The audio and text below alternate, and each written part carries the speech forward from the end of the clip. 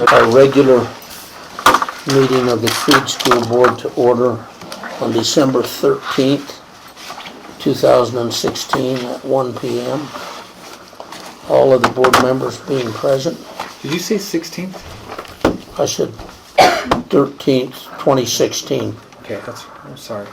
That's the year, 2016. Oh, okay. I don't know what I said. Who knows? I'm the one that Buck gave the agenda to when he came in the room, so.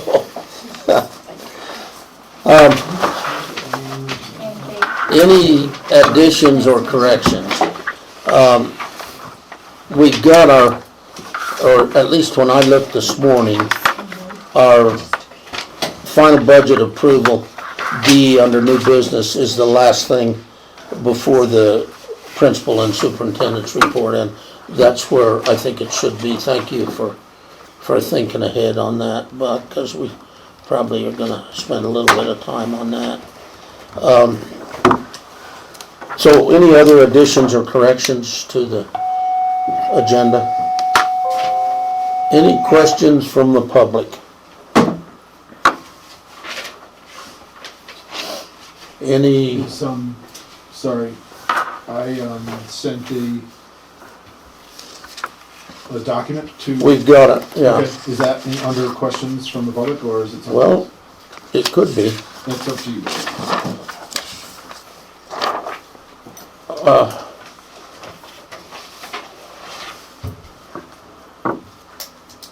Did you want to? Can you give us just a moment to skim through it real quick? I think we should address it now. Oh, that's fine. But we do have a full agenda, so it'll probably be in under 5 minutes. Yeah, we talked about some of these things.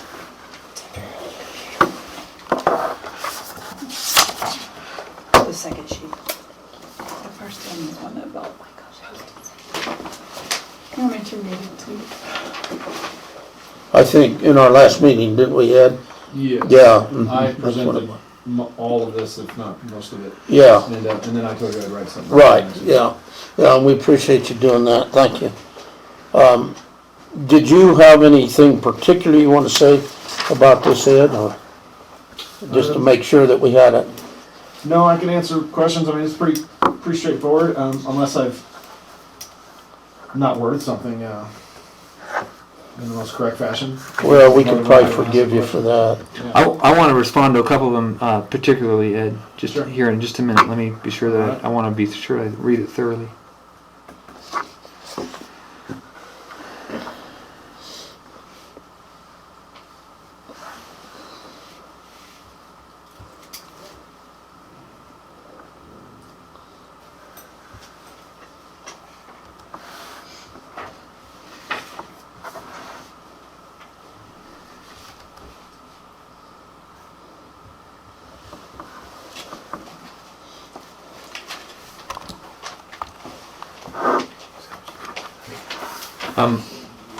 Ed, on the first one, we dealt with the agenda thing. The agenda is posted on the website, and I realized that the website is not something that people visit, and so it would be up to somebody like who manages something like the Creede Chronicles, like yourself, to provide those links.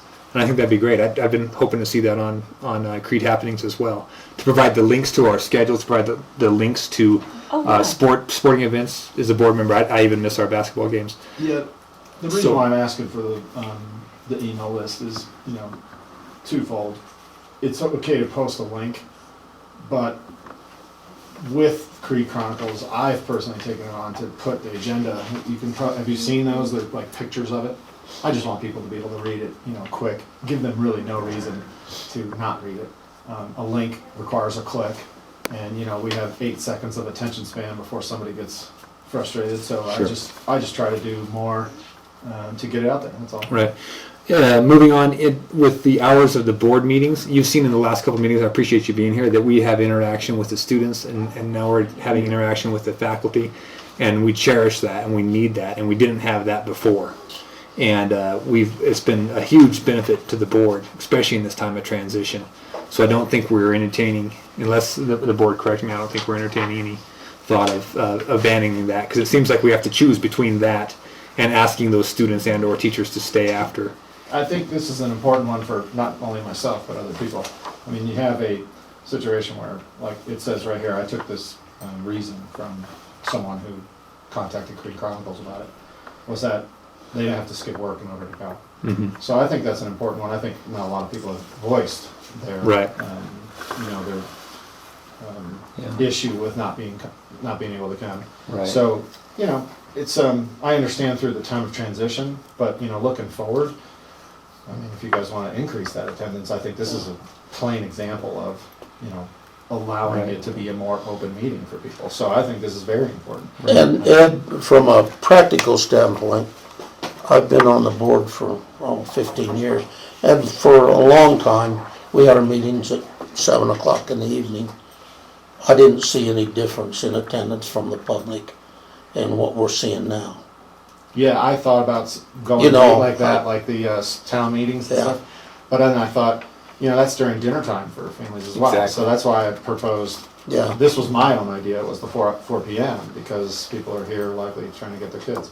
Yeah. It just seemed like a more, Well, user-friendly we certainly will consider it, but we're not ready to make that decision right now, anyway. Well, I think we can reiterate that if there's something somebody is really interested in or wants a discussion about, I think we're all open to having a special meeting. Sure. I mean, we've talked Sure. about that. We've Yeah. been And a more than special willing to do appointment that. where that person who's at work You can bet. say, you know what, I cannot be there till 4. Mhm.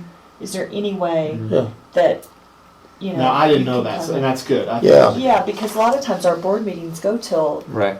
3 or 4 o'clock. Also, with the technology, we'll Skype somebody into these meetings. We call people into these meetings all the time. And so that's something that maybe we need to think about letting the public know Yeah, too. use the technology have to that's come here. available, absolutely. Do that. Buzz in at 1 Yeah. o'clock, questions from the public, boom, you're That's a on, great idea too. you know? So, yeah, I agree with Damon 100%. I cherish the time with the kids. I yeah. love having them pop in. And I agree that some people can't just leave work, and so being able to have individuals who just need to say, hey, can I have an appointment? When are you gonna talk about this? Because I really wanna be there for that. Sure. And when is it gonna happen? Because I can't really afford to go and sit in there for 3 hours. Well, I don't think that this special meeting thing was known at all, so maybe just communication about that. I could help with that too. For the meeting accessibility, we've thought about where we were putting the board room, and this is where it is. I don't I know. wasn't Till- here then. Is Sherry available out there? Does she know when somebody comes in and Right, so there is someone watching the door. Right. it's not unattended?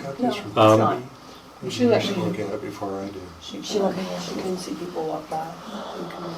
um, And on oh, days like this, when she knows I'm not there, she's More aware. definitely watching. I'll talk with you more about it in the future, Ed, too, but as we go forward into the new superintendent, I'm planning on suggesting a board retreat, something that we do over at the ELC, and we won't be able to do it without making it open to the public, because we can't get together for sunshine laws outside of, so that'll be something where it would be more interesting and more likely to draw public. Sure. So, but like I said, Yeah, that's- maybe a quarterly yeah. thing or something like Well, I that. was thinking an annual. Well, and But anyway, certainly it's to be developed. when we announce a new superintendent here in the next few months anyway, we probably are gonna have a public meeting to do that. Sure. Yeah.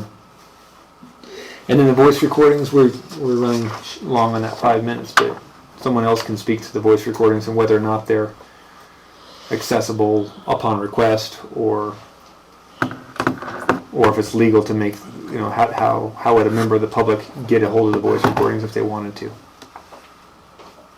I would assume they could call the office. I've never had that happen in a lot Right. of years. And come in and But I just sit down and could listen? yeah. Well, I know. We wouldn't actually, I don't think, I don't know I really don't know what the law is. we might have to look into that. I don't think, it would seem to me like you wouldn't be able to just send them out, but you could come Why listen can't to you them. just, no, why it's- can't you it's- go to a I think podcast? By law, it stays. It If stays somebody here. wants to have it, we have it on record for 90 days. After Okay. 90 days, they're deleted. I know as a board, I'm secretary of the board, secretary of the Board of County Commissioners, Yeah. and we record the meetings. Right. And we will burn CDs for anybody. They have to buy them. They can come listen to them for free, or they can purchase the CD to take with them Okay. if they request. We also do not approve minutes, or we don't post minutes until they're approved. And I did double check on that, and it is 10 days from the approval of the minutes that we post them, not fresh minutes. So how about USB stick? Yeah, I thought it was 9 days. That's 10 days. I printed it out for you. This is universal to school boards, It's on your Casby website. okay, that would be legit. Are you saying we only have to keep them 10 days? No, we have to publish them within 10 days. Oh, but not publish until minutes, they're okay. approved. So they're not even, have to be posted until today, 10 days. 10 days after today. 10 days after approval of the minutes. So November minutes should not be on the website until 10 days from today, within 10 days from today, assuming they get approved. Gotcha. So they'll be a month late no matter what. Exactly. Yeah, And that's how it works at the county. Hmm. Just in case something, you know, I mean, a vote got off or something and we want to change it, Sure. we don't publish it. well, now this has got a qualifier on it too, Aaron. State law requires the minutes of any board meeting at which the board convenes in executive session to be 10 days following the, to be what? 10 days. That's about. There may be something missing there. I think there is. I think this got cut off a little bit. Published. Yeah, It's on the published. Casby website. Yeah, So I offered up a solution to that, which is if you guys hold them for 90 days, well then I'd like to request the last 90 days that you have. Can we put them on a USB stick? And I'll publish them to the Creede Chronicles YouTube page. And they'll stay there in as long as I want to, because we've given them to the public. Are you requesting that for now? Is that a request Well, for our I'm trying to minutes? get around, you know, what I'm trying to get around is working with getting these things, sorts of things out to the public more. So I'm not one for obstacles, maybe some of you know that. So if I have to come up with, I brought a USB stick today, if I have to request them every meeting or after every meeting, I will. And can they be transferred to this thing is the next question. So how does that work from what you read? Do they have, if the minutes for release aren't posted Those are until the 10 written days minutes. after the, Written minutes. not Those are audio. written minutes. Those are minutes that are up for interpretation. So that's, so the secretary- audio, so the audio is what it is. We can't change it. So it is that what could it be is. released at It's any point. released at any time. I know for us at the county, we have a newspaper editor who requests it after every meeting Gotcha. and sends up a check for $5 and we mail. and you their burn a CD for them, send it. Gotcha. I don't need So a it's the CD. same. So it's the same cost. Well, I mean, the cost is determined by, I set the cost for us just to reimburse myself for the materials. That can His is a USB stick, that's up to Can whatever you guys have decided. you transfer that to USB? And yeah, I don't know what the technology is, it's a different system. Okay. So then that request is handled through board secretary, Holly. And USB stick will work?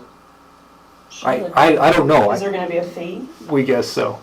We should probably vote on that. I think you should, you know, that's something. Have can we decide, approved the because agenda yet? Time out of my day. Right. Yes, I think, well, yeah. Can we add that to the agenda of how to compensate for that, just like the county does? $5 for a I don't CD. see why not. Yeah, Time to because we could have other newspapers request it, and maybe he wants it on a USB, they want it on a CD, they want it digitally Yeah. sent or whatever. There should be probably a fee to cover Holly's time. Or just make it, you can get it one way.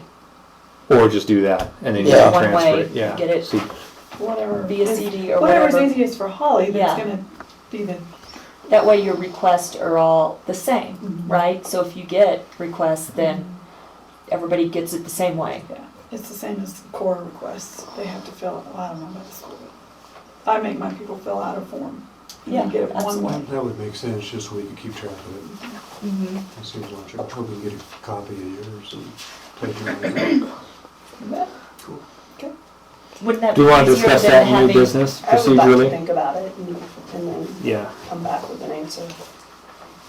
Can we discuss that in new business in the January meeting of how we're gonna go about that? Sure. Okay. In the meantime, you're welcome to leave your USB stick. And Yeah. We'll get it back to you as soon as we know. Is that blank? Is it new? Yep. Okay. And it has, I mean, it has, I don't know how big these things I'm not are, sure if I can get bigger ones, but this one's 8 gigs. And I'd like the That's why last they're cool. 90 days to publish those too, since you hold those. Okay. Can I just, I'm not sure why we're postponing. Maybe somebody can enlighten me a little bit, but it's all public. Right. It's our job Right. to furnish this. I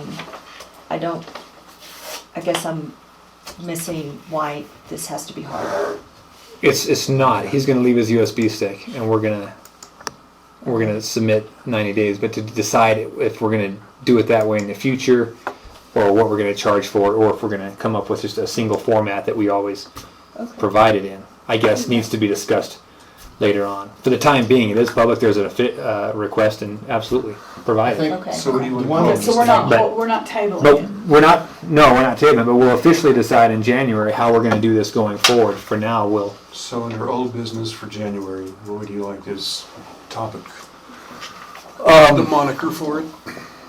it's, He's gonna take care of it. audio minutes. I don't think so. Yeah, the procedure for providing Yeah. audio minutes. So today, okay.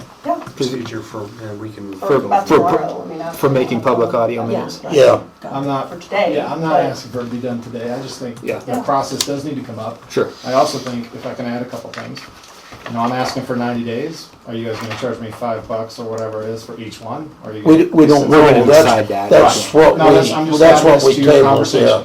If I'm not here for January's meeting, I'm adding this to your conversation. Do you charge for each one? Or I'm giving you a USB stick and you put as many as you want on there? I think also there needs to be some technical requirements discussed, because I don't know how big that thing is. If But it's that's my 8 gigs technology. already and I only have an 8 gig stick, I might need to come here with a 64 gig What's stick. easy? Right. So I think, Yeah. talk about those things in January too. Absolutely. Yeah, we need time to figure those things out ourselves. Exactly. And How of big course, these I think files you are. should also put in, if I make this request today, I don't get it back for 3-4 days or whatever. I think that's totally fair, as long Right. as it's labeled out there. So that we have time Exactly. to do this, right? Absolutely. Thank you, Ed. I suspect the demand for those is gonna be limited. If it's not, we'll raise the price, we'll make a little money for the school. There you go. Maybe, Yeah. maybe another teacher Yeah, position I don't know stuff. if that's actually. People are quite- knocking down the doors for this stuff. Minutes, let's get our minutes approved for November so we can publish them. They're published. Yeah. I was trying to cover you there. Thank you, I appreciate the effort. And I'm not sure about this thing yet. I wanna read that again. We may have to write Casby and tell them they're wrong.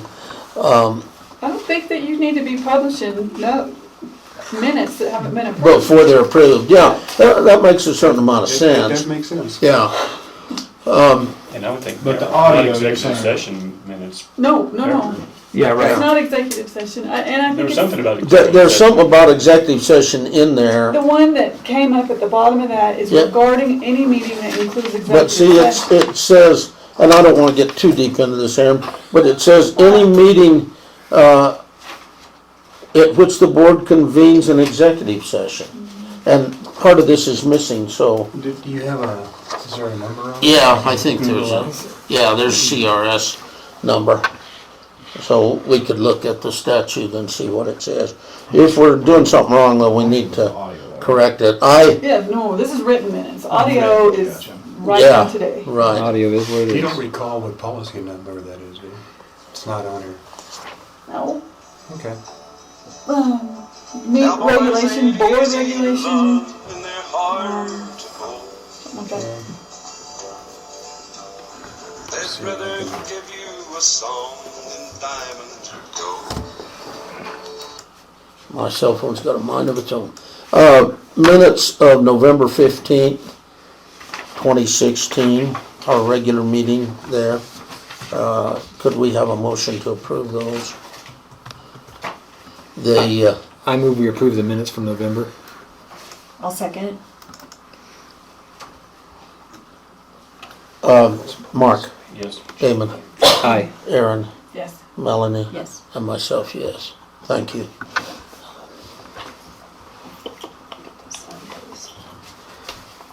How about the policy called minutes, Is that where it is? by coincidence? Could it be under the board of regulation or something like that, though? It's under business. It's- Which you section? went right to it. Oh no, you're in CASB. Yeah. In our district policy manual, it would be under foundations and basic, or school board governance probably. We may need to look at a definition of publish too. When we put them in our Dropbox for our use for There you the go. Minutes. next meeting, is that publishing them? Okay. Our policy letter is BEDG. We don't Thank even you. publish this, which is in our Dropbox. So, Yeah. we're fine. Yeah, I'm just trying to cover our, see? yeah, Okay. yeah. Yeah, we don't, And we just started posting. Yeah, We've oh, I only- know. We've only been doing it for a Yeah, month or two. and I've Yeah. been doing it since 2006 at the county, Yeah. so I wanted So to all good. clear that up so you're at more risk of going to prison than we are. a lot, Okay, daily. good. Claims and reports. Damon was signing checks like a crazy man over there. Good job. Yeah, did you finish them up? All So we need a motion to pay our bills. I move we pay all bills. I'll second. Moved and seconded, Mark, Damon, Aye. Aaron, Aye. Melanie, Aye. and myself, yes. Mr. Stroh, financial reports. For the cash flow report that you have in front of you, at the end of the month of November, revenues are 33% of the amount budgeted. The total at the end of the month came to $430,241. Receipts as of December 8th, which was the most recent time we actually calculated, jumped up to $443,399. Expenses at the end of November, 34%. Total disbursements, $476,912. As of the 8th of this month, $481,157. And then when we get into superintendent reports, I have some less than inspiring So comments. so we're a third of the way through the year and we're already $40-some thousand in the red. Well, keep in mind that we also have it accrued, so we are already, but we expect it to be about $180,000 to $240,000. Oh, so we're actually looking better. We're exactly where we thought we would Well, Perfect. be, in the whole, Not perfect, but not okay. perfect. And no surprises. Any questions on the budget? Where we stand?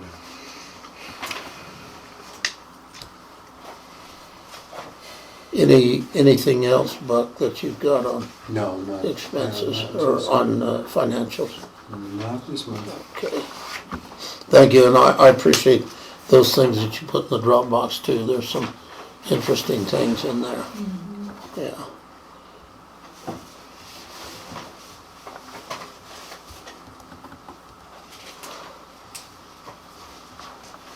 Well, I'm gonna revert to the written page here that Buck fixed for me.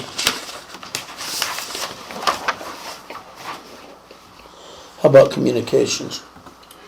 Anybody send us mail? Nothing this month. Okay.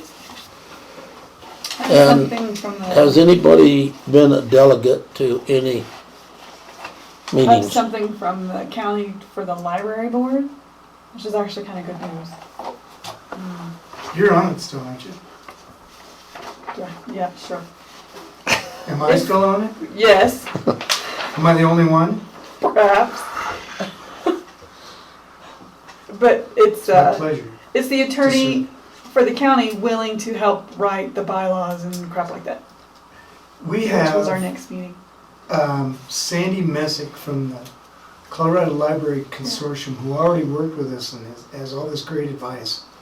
We don't need a lawyer, we need to convene. To just do it. Yeah, all we need, the first thing she told us we needed to do, sorry, I'll back up a little bit, but was get the books in the new library and And we- get the cards out and get the strips on. And you guys did it. Yeah, so anytime you say, let's go, you know. Okay. But that's the next step, is because we had the old bylaws. There's two different things that we had sort of combined into one document. There were the Right. bylaws and the, say, general operating rules or whatever. We need to break those in half. And all I would need to do is call her and she'd come meet us. And that's, I mean, I think he's just needing a copy for his records, and he's offering to help if we need the help. Okay, so who's this addressed to? The board, the library board. I mean, I don't even know who to give it to. Okay, well, You know, that's a good question, because Don is no longer on the county, and Charles is no longer with school. right, so I think Aaron took over for Charles. Okay. Did we sort of appoint you one time? Yes, we And you did. came to a meeting. So Aaron represents the school board, but we don't know who represents the county. Gotcha. Because Don did, but Don's gone. And then the county had my equivalent. You guys appointed me, I think. And Did your- yeah, you appointed me. I didn't volunteer, but I would have. And then who was it from the county? Was it Janelle? It was Jenny Van Rye. Jenny Van Rye. Yeah. And then we got together and appointed Johami Morales. As an at-large. Johami is the community member at large. And Don, well, he's gone now, but he was really advocating for somebody named Connie Guntels. Mm. And he wanted to make her a member, but we had the members, so he made her something else, but And she's not even. she's not even around, so. Right. I'm gung-ho, if people want to get moving, I'm excited about it. I can talk to the newly elected commissioner and see if he wants to take that role on, and then maybe we can come up with a time to meet. Well, and yeah, they'll need to contact Jenny and see, you know, her role at the CELC has changed some, Mhm. so maybe she's got more time. Before she didn't have time, and I think that's why Dawn wanted Connie to be more involved, beyond being a friend, but. Okay. This thing Can you kind of bled to death a few years ago, didn't it? Well, it And wasn't it was even a that. long time without meetings, wasn't it? It started a few years ago and it bled to death a few months ago. Yeah, and Well, it it wasn't even a few years ago, but it was when we transitioned into the new Oh. library. We started, started up again, yeah. so a little over a year ago, we got involved. We got this Sandy Messick, who's fantastic. Okay. You've met her, Bucks knows her. She is, the You've kids sent- would say she's the bomb. You've sent me emails from her. Right, and I think we just need to contact her. Okay. And she, you know, she's from the Eastern Plains somewhere, and she just loves coming up here. So she'd like to come. It's not a burden. And I know she's, No charge. no, because she's funded by the consortium. Yeah. And that's all we need to do is call her and have her come in, and we could probably hammer it out in a meeting, because Do there's you- 2 documents instead of 1, we're just mixed up. Yeah, we just got. Do you want to keep that for safekeeping? Do you want? Yeah, I me have a folder that, if I can find it now, but I think I have That's the question. there's a little sticky note that says library. So I'll put it in. Thank you all for keeping the library board going. Some of the other board members can remember before the library board was resurrected, it was just kind of the county and the school board, and we didn't always see things. And nobody knew really what was Right. going on. And there was just Versus now where we're so. Well, it's I'm seeing some signs of signs of life. impending Yeah. death here. And The bird walk on this, when we're talking about county and school, when we had the meetings with the county, there was a discussion, and I'm not sure how it ended, that we would provide certain services during the Yeah. summer. during the summer and And in Return. return, we would have like the snow shoveled, I thought. Mm-hmm. Am I incorrect on that? no, you're not. And there's a document that says we that. have an issue then, so, and you know, Yeah. maybe you were in the room when it happened, but apparently they did. They plowed. Robert came and plowed the parking lot, and when he went back, he got his butt chewed. I don't think, I remember, I think I was the one that said we might wanna do some trading. If if they'll plow, then we'll provide heat or something like that, but it never did. We're doing utility. Right. It We're doing all this kind of stuff. never got any further than just an idea. Well, I thought we I went to Janelle maybe and she put it down. Or Well, I think something. the that's who issue- put it down, so that might be where it happened, because I don't remember. I think the issue was the equipment. They couldn't get the equipment that they usually plowed the road with through the drive, the width. Well, they did though. I mean, they did So I a think nice it's job. I think that's a different piece of equipment that he brought out special to do that, and I think that he is willing to do that. He So if we is, have but to he was told, circumvent, he was told not to. but well, Okay. But you're the library board, And I think adding that that's to my for you. action and item. that's for you all to figure out. Yeah, that's exactly right, David. We'd like for you guys to figure it out and then let us know what you figured out. And We'll our let you know deal if we was don't we like would maintain the computers. We'll do the computers, we'll do Right. maintenance, we'll empty the Yeah. trash. And That's I our think- point, I is we're think doing it quite a bit. The understanding was that For the the school summer. is footing the bill of keeping the utilities going Yeah. And during the summer when we. and the were in liability operation. insurance of having the school. I mean, there's a whole lot of stuff. That's And the fine. cleaning and all that, which we weren't gonna hire someone. Frances actually offered to do that herself. Cause she has downtime and she'll just keep the library clean, so we don't have to hire someone. I have two hats. The school doesn't have to hire someone to keep the library. In the summer. In the summer. Yeah. Cleaned. And, I know that that's written down. I can see it in my mind now, whether it's in the minutes or whether it's in a separate document or a report of it some was a kind. proposal. I think it was a proposal. You think it was a proposal I'm gonna only? find that. You don't think we No. agreed to that? Well, if we can work it out, it'd be wonderful, because I can Okay. tell you, the equipment that the school has, that parking lot is it's tough. It's Yeah. not possible. And those County guys, Before Casey even got here, Robert had it done. And they're out anyway, and the school has always been a priority. It might have been an MOU, yeah. yeah, And in the future, the county shop's gonna be right there. I wish it hopefully, was yeah, tomorrow. hopefully that'll happen. But those guys, I've got utmost respect for our county guys in snow removal. They've There's got so the much for equipment us, and they yeah. know how to do it. Yeah. Be sure to let them know that too, Yeah. that we appreciate what they do and their You guys know- have always you know taken they good lost care of us. RP, Who? The dad, Fred's dad, Oh, really? yeah. He So- died? Yesterday. Oh, I didn't know that. Did he? I'd heard that We he just was talked almost, to Robert about it the day before Yeah. Friday. So today might not be the day, but I will. Yeah. talk to him. yeah. Wow. Okay. All right, guys. Moving on. Library board, do your thing. Yes, sir. Whole business, elementary art, and I think Damon wants to speak to that, don't you? No, actually, Ann Kate said it. Ann? For those of you who don't know Ann Kate, she is the Parks and Recreation Director. Right. And I'll leave it there. And do you, So, you have to it spell should her be name, part or is it of all that. one word? I presume it's a capital K. But it is. So Should it not? okay. The first person to ever presume that. I could write it on the board for I everybody. presume a lot of You might things. get it. But I will say I'm delighted to have Just Ann AK. Kate here, because I've had a couple of meetings about this, and every time I walk away after talking to somebody that's connected to this art program, I'm more confused than when we started the meeting, so I'm glad we'll have some clarity. Hopefully. Clarity.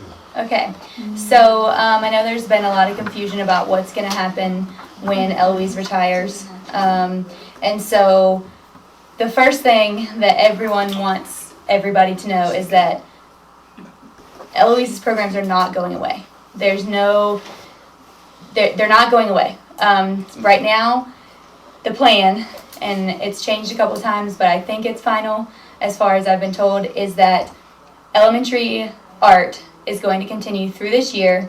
Eloise is going to continue teaching it through this school year. As of Buck just got a letter from the Arts Council that says that they have agreed with Eloise to take over the funds for that are remaining Oh, good. for this year. So they will be the entity that's holding the funds after December. The city will just write them a check for whatever the remaining balance is. I think it's like $950 or something. And they'll keep that. They'll be delegating it out for the supplies and to pay Eloise, I guess. And then it will be up to the Arts Council and the school between the end of this year and the beginning of the next school year to decide if the school is going to take it over, if the Arts Council is going to keep doing it, but it won't be, the money will not be held with the city anymore. And then with Eloise's programs that are not in the school, but still arts related, they're going to all fall under Parks and Recreation now. So there won't be an Arts and Rec department and a Parks and Rec department, because that was just a lot going on. And so the city right now is in the process of trying to hire an assistant Parks and Rec director, I think is the title, who will work with me. They'll take over Eloise's main functions, doing the 4th of July vendors, putting on programs, helping plan the programs, but they'll work with me. So there will be one director and then one assistant director rather than 2 directors who don't know about each other's stuff. And so things will be pretty much staying the same. There will be some programs that are restructured, and some that if they haven't been doing so well in the past 2 years or so, they may be replaced with something else that we're going to try for a while and see how it goes. But the main point is it's all still happening. And the city and the Board of Trustees they added money to the Parks and Rec department budget in order to add Eloise, to encompass Eloise programs with my stuff. So there's no 2 separate budgets now, and it'll be a lot easier. And all of the kids are still going to have summer camps to go to. They're still going to have after school stuff. Whoever this person is that we hire will take over Renaissance Kids for the month, or for 1 day a month after school. And movie nights will still be going. We might restructure them a little bit, but they're still going to happen. So all of that is still, it's not going away, which I know a lot of people are really, really worried about. But it was never going to go away. No one was sure how it was going to keep going yet. But in terms of how it affects the school, we have Eloise until the end of May. Yep. And then next year, Next year, it will be up to the school and the Arts Council to figure out who's going to teach it and who, between the 2 of you or someone else, will hold the money. My question is not the teaching as much as it is the funding. Is the Arts Council talking about raising money to do this? I think so. And if they decide to be the ones to hold the money, they will definitely be the ones. It'll go through them. Yeah, and right now, do it through its school. Yeah, and right now everything except Eloise's salary and which I guess, just her salary is who it matters for the school. But everything like supplies and all of that are donation based, and so the plan is Eloise as she retires will hopefully tell all of her normal donors, this is who you need to direct your donations to, and they'll continue to donate to the elementary art in the school, because she has a couple, I don't know how many, but she has some donations that go only for that. They're not even for her arts programs outside of school. And so hopefully those people will keep doing that, and she will tell whoever takes this on how to get in contact with them and how she's done it in the past. And then, which hopefully will be the Arts Council, if they're gonna, because they've been in contact with her, and so I think that's what she's hoping, is that they'll be the easiest. But the Arts Council is going to be part of your program. Am I hearing that correctly, No, or not? the Arts Council is their own Creede thing. Arts Council. They're Yep. going to remain. Yep, and they're Autonomous. going to take the money that the city has in the budget for Eloise's programs, and the city's just gonna write them a check for it, so that Eloise is no longer a city employee, but she's still getting paid to come in and So teach. we're going to have to deal with them for our elementary arts program for next year, starting There'll have to be some August kind of, next year. right, there'll have to be some kind of discussion about how the school and the Arts Council wants to work out the donations and who holds them and who is in charge of all the money. But they're willing to have that conversation, and it sounded like a positive thing that they were willing to, as long as it doesn't become a huge burden, which I don't see why it would, to keep doing it. And it's not a huge amount of money that they would have to be donating. Eloise was telling us that for the school year, it's like $4,000 or $5,000 to do all of the elementary art. So it shouldn't be that hard for them, if Eloise sets them up correctly, to get the donations and keep them and just go smooth sailing from there. But you feel the Arts Council has the intent to continue. At the moment, I think so. Yeah, Yeah. and that was Eloise's first hope, was that because I guess they used to do it in the past, and so she was hoping that because they had the experience with it, they would just take it over. But it's not. They haven't decided officially. Do you want me to read the letter to you very quickly? Debbie I just got this before I showed it. Yeah, Kate. yeah. I'll read quickly.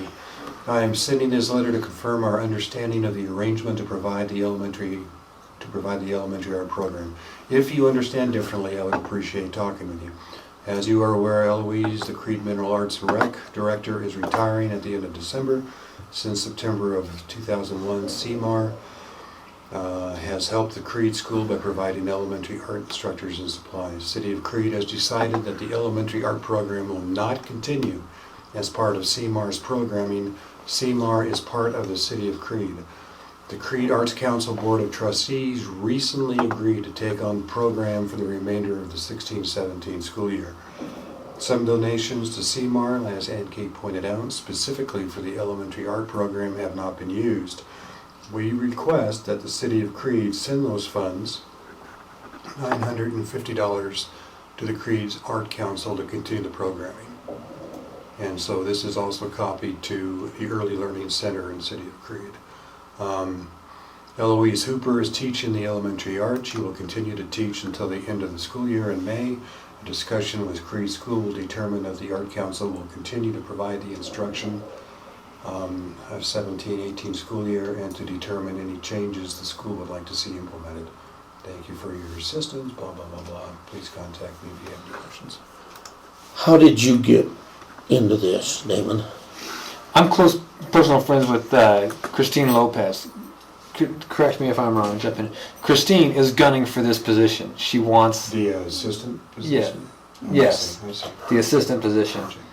And so she has gone as far as to even develop a budget because she's familiar with these grant sources, and she's been working closely and talking to Eloise and stuff. Christine's doing everything she can to be the person who is selected to run this program after Eloise leaves. And so she's been talking to me a lot about it. That's how I got. But it sounds like they've separated the elementary school off from that, and Christine, then if she gets this job as your assistant, if I'm saying all this correctly, she would not be involved in the elementary arts Not because she works for the city. She could do both. as a volunteer or Yeah, a or, paid, you know, however. whatever. Yeah. Yep, she could go to the Creede Arts Council and say, I would like to be the instructor, and they could work that out aside from her hours and her work with the city, but it won't be. And she's interested in doing that, as I think so, yeah. Do you? Yeah. What I'm interested in right now is figuring out a liaison of some kind from our board to the Arts Council who is going to be running the program, so that we're reminded that we need to do something with that. And we've got a little time to do it, but it's a nice thing to put on the new superintendent's lap, don't you I think? think that's where it should go, actually. I do. Yeah, I do too, I think yeah. he or she needs to have that in. Yeah, but we need to be reminded of it. Would you take that task to keep that in front of us as we go along, so that we'll act when we need to? We've got some other ideas too that we might put forth down the road about how we can keep this program going and maybe Yeah. improve it just a bit as well. And I would remind the board that this is kind of what we did with the librarian. We weren't able to fund it anymore, but we didn't want to see it go away, Right. and so we outsourced the salary. We're doing the same thing with elementary art. We can't fund it, but we're going to have to find grant funding for it. You know, so that's And the it's a impression similar I type got of from arrangement. in one of the meetings she had, as you pointed out, folks that were willing to give money and would fund the whole program. The money seems to be there. The housing, the money is what seems to be And I tricky. checked with Sherry, and that's not something we can do. It's not something we can do, is house the money. Right. So Christine will be asking Sherry, because I told her just go straight to Sherry, and she said okay. Can't Right. So that's, but I think as a board too, as people ask about this, and the city didn't want to see it go away, but education's not what they do. It's what we do. Right. As a board, I think we need to be united, that we will find a way to have art or some form. Yeah, and I think we're committed to that. And if you remember our design meetings on the building, that was Right. one of the things that we talked a lot about, is making sure that the building was artist-friendly, if you want to put it that way. It's a big part of our community, I guess. Yeah. It is, Yeah. if you look at that community. So yeah, we're committed to it. And people, you're gonna get questions from the public, you're gonna get people thinking, Yeah, why don't you wanna continue it? Or I heard it was canceled and stuff, and Yeah, we it's don't. not. Yeah. We've got time. We're gonna figure it out. It's gonna look differently. The city was getting audited, and they did not like the arrangement that Eloise had. And so I think they're glad to step away from that. So the new arrangement's gotta be different, and it will be. But we're So committed is to it. Clyde up on this? Sorry? Is Clyde up on this as well? Up to date. Oh, Yeah, it's aside from that letter. Yeah, You so, got a copy of this, I think. yeah, so then, all they have to do is write the check to the Creede Arts Council and then the money will be there, yeah. Yes, I will be the liaison. Thank you. If the board so thank you, wishes. Damon, yeah. I would like to ask you to do that, because that's something we need to keep in front of us, and with all these other things going on, it could fall through the cracks, and I sure don't want it to. Yeah. You know, and there might be a year where it is a theater. That idea was one of the ideas John had with Johanny, you know, that, Well, even with, that might be something we can add into it. So Right. not one or the other, but actually have Yeah. both is what we're looking Yeah. at. sure, So okay. Performing That's, arts. sounds like you guys are really working toward it. That's great. We do more than drink coffee, not much. That's fantastic, good. All Well, right. I Can I, with that in mind, can I have a copy of that letter? Or I can you just appreciate forward it? what everybody does for these kind of programs. I guess the next thing is the best project. Well, just an update, and there's not much to update. I think that Double D has finally got all the approvals from the state that they've been just going to heads on. And you went to the back, you probably saw they're actually doing the foundation, they're digging for the bus barn. Thank you, and Kate. Thank you, and Kate. You're welcome. Appreciate Thank you it. very much You're for welcome. being If here. you have any more questions, just call. Okay. Thank you. But the track is in great shape. That should be done. It may not be done in time for track season, but it will definitely be accomplished. But the bus barn, the metal is out there. They go on to the other side. The sheet metal is laying out in the field, and then they're starting the digging. So it's happening.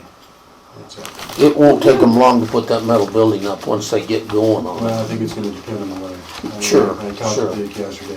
Yeah. He was sad that it took so long to get going because they had months of beautiful weather, and now that the weather's getting nasty, they got the materials.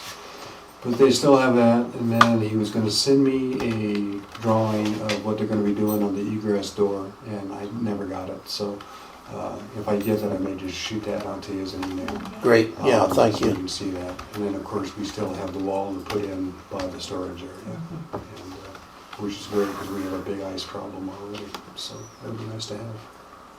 So that's about all I have, unless you folks know more about the project than that. Dick indicated to me just a few days ago that he had all the permits in order, so, He was a happy camper yesterday. yeah, yeah. That's why I got invited to the. Policy's second reading. Okay, as you recall, we had 4 policies at the last meeting. One was JLDCA, and this was a revision.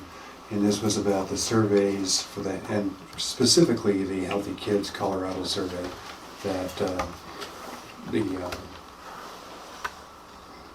gosh, I forgot her name. What is her name, John? He came to visit with us. Was it Tara? Yes, Okay. from Lake City? Yeah, and in Creede.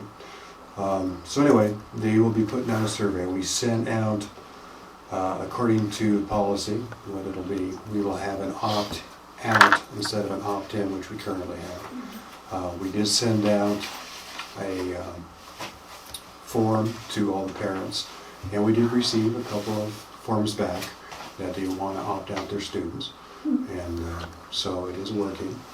And by the time we formalize this today, it'll be active, and so we can accept those. We don't actually give or they will not give the survey until January 10th, I believe, is the date that it's going to be given. Then we also have policy GD, and this was just to update the definitions to comply with para regulations. And we have GDBA, and this was support staff salary schedules, which we've never ever had. So when this was adopted 30 years ago. I don't know if they had one then, but we don't even have one. So this is just to eliminate that policy. And GDD supports staff vacations and holidays, and this is to bring our actual procedure into compliance with the policy. So just as a review of what we had. Are there any questions or concerns about any of those 4 policies? If not, let's have a motion to approve them. I think we can combine them into one motion if we want to.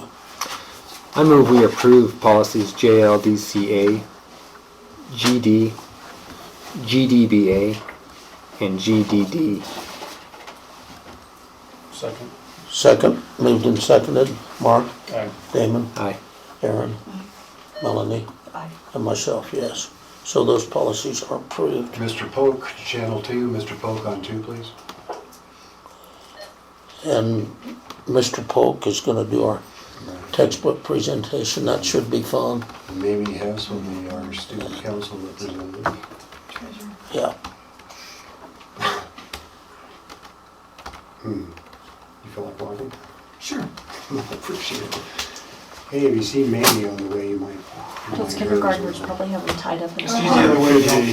Yeah. Tied up in the closet. Somebody said that, and I wasn't aware of this, that the kindergarten and first grade have got 16. That sounds right. Yeah. Sounds right. Yeah, We- that's a pretty good group. We've been bringing in, we had 2 new students that came in last week. Yeah. I'm not sure what grades. One was a first grader, I believe, and one was a 4th grader. You may have seen them last night at the performance, but yeah, got a few rides up. Let's do one. 16 sounds right. Yeah. I can show you the roster if you choose. What's the total? Number for the school, 90. 90, 90. K-12. Which is good Yeah. for our community. That's great. It's a good one. It's perfect for our building.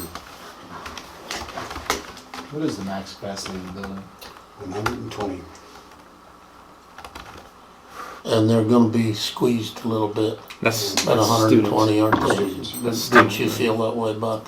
Oh, it would be, Yeah. definitely the high school wing would be. Yeah. If the majority of the students are out there, we'd have to expand. Of course, the design of the building was such that we're supposed to be able to expand heading north if that happens. But Well, the classroom in the bus barn classroom. will potentially give a little relief on that too, Right, if it has to, exactly. yeah.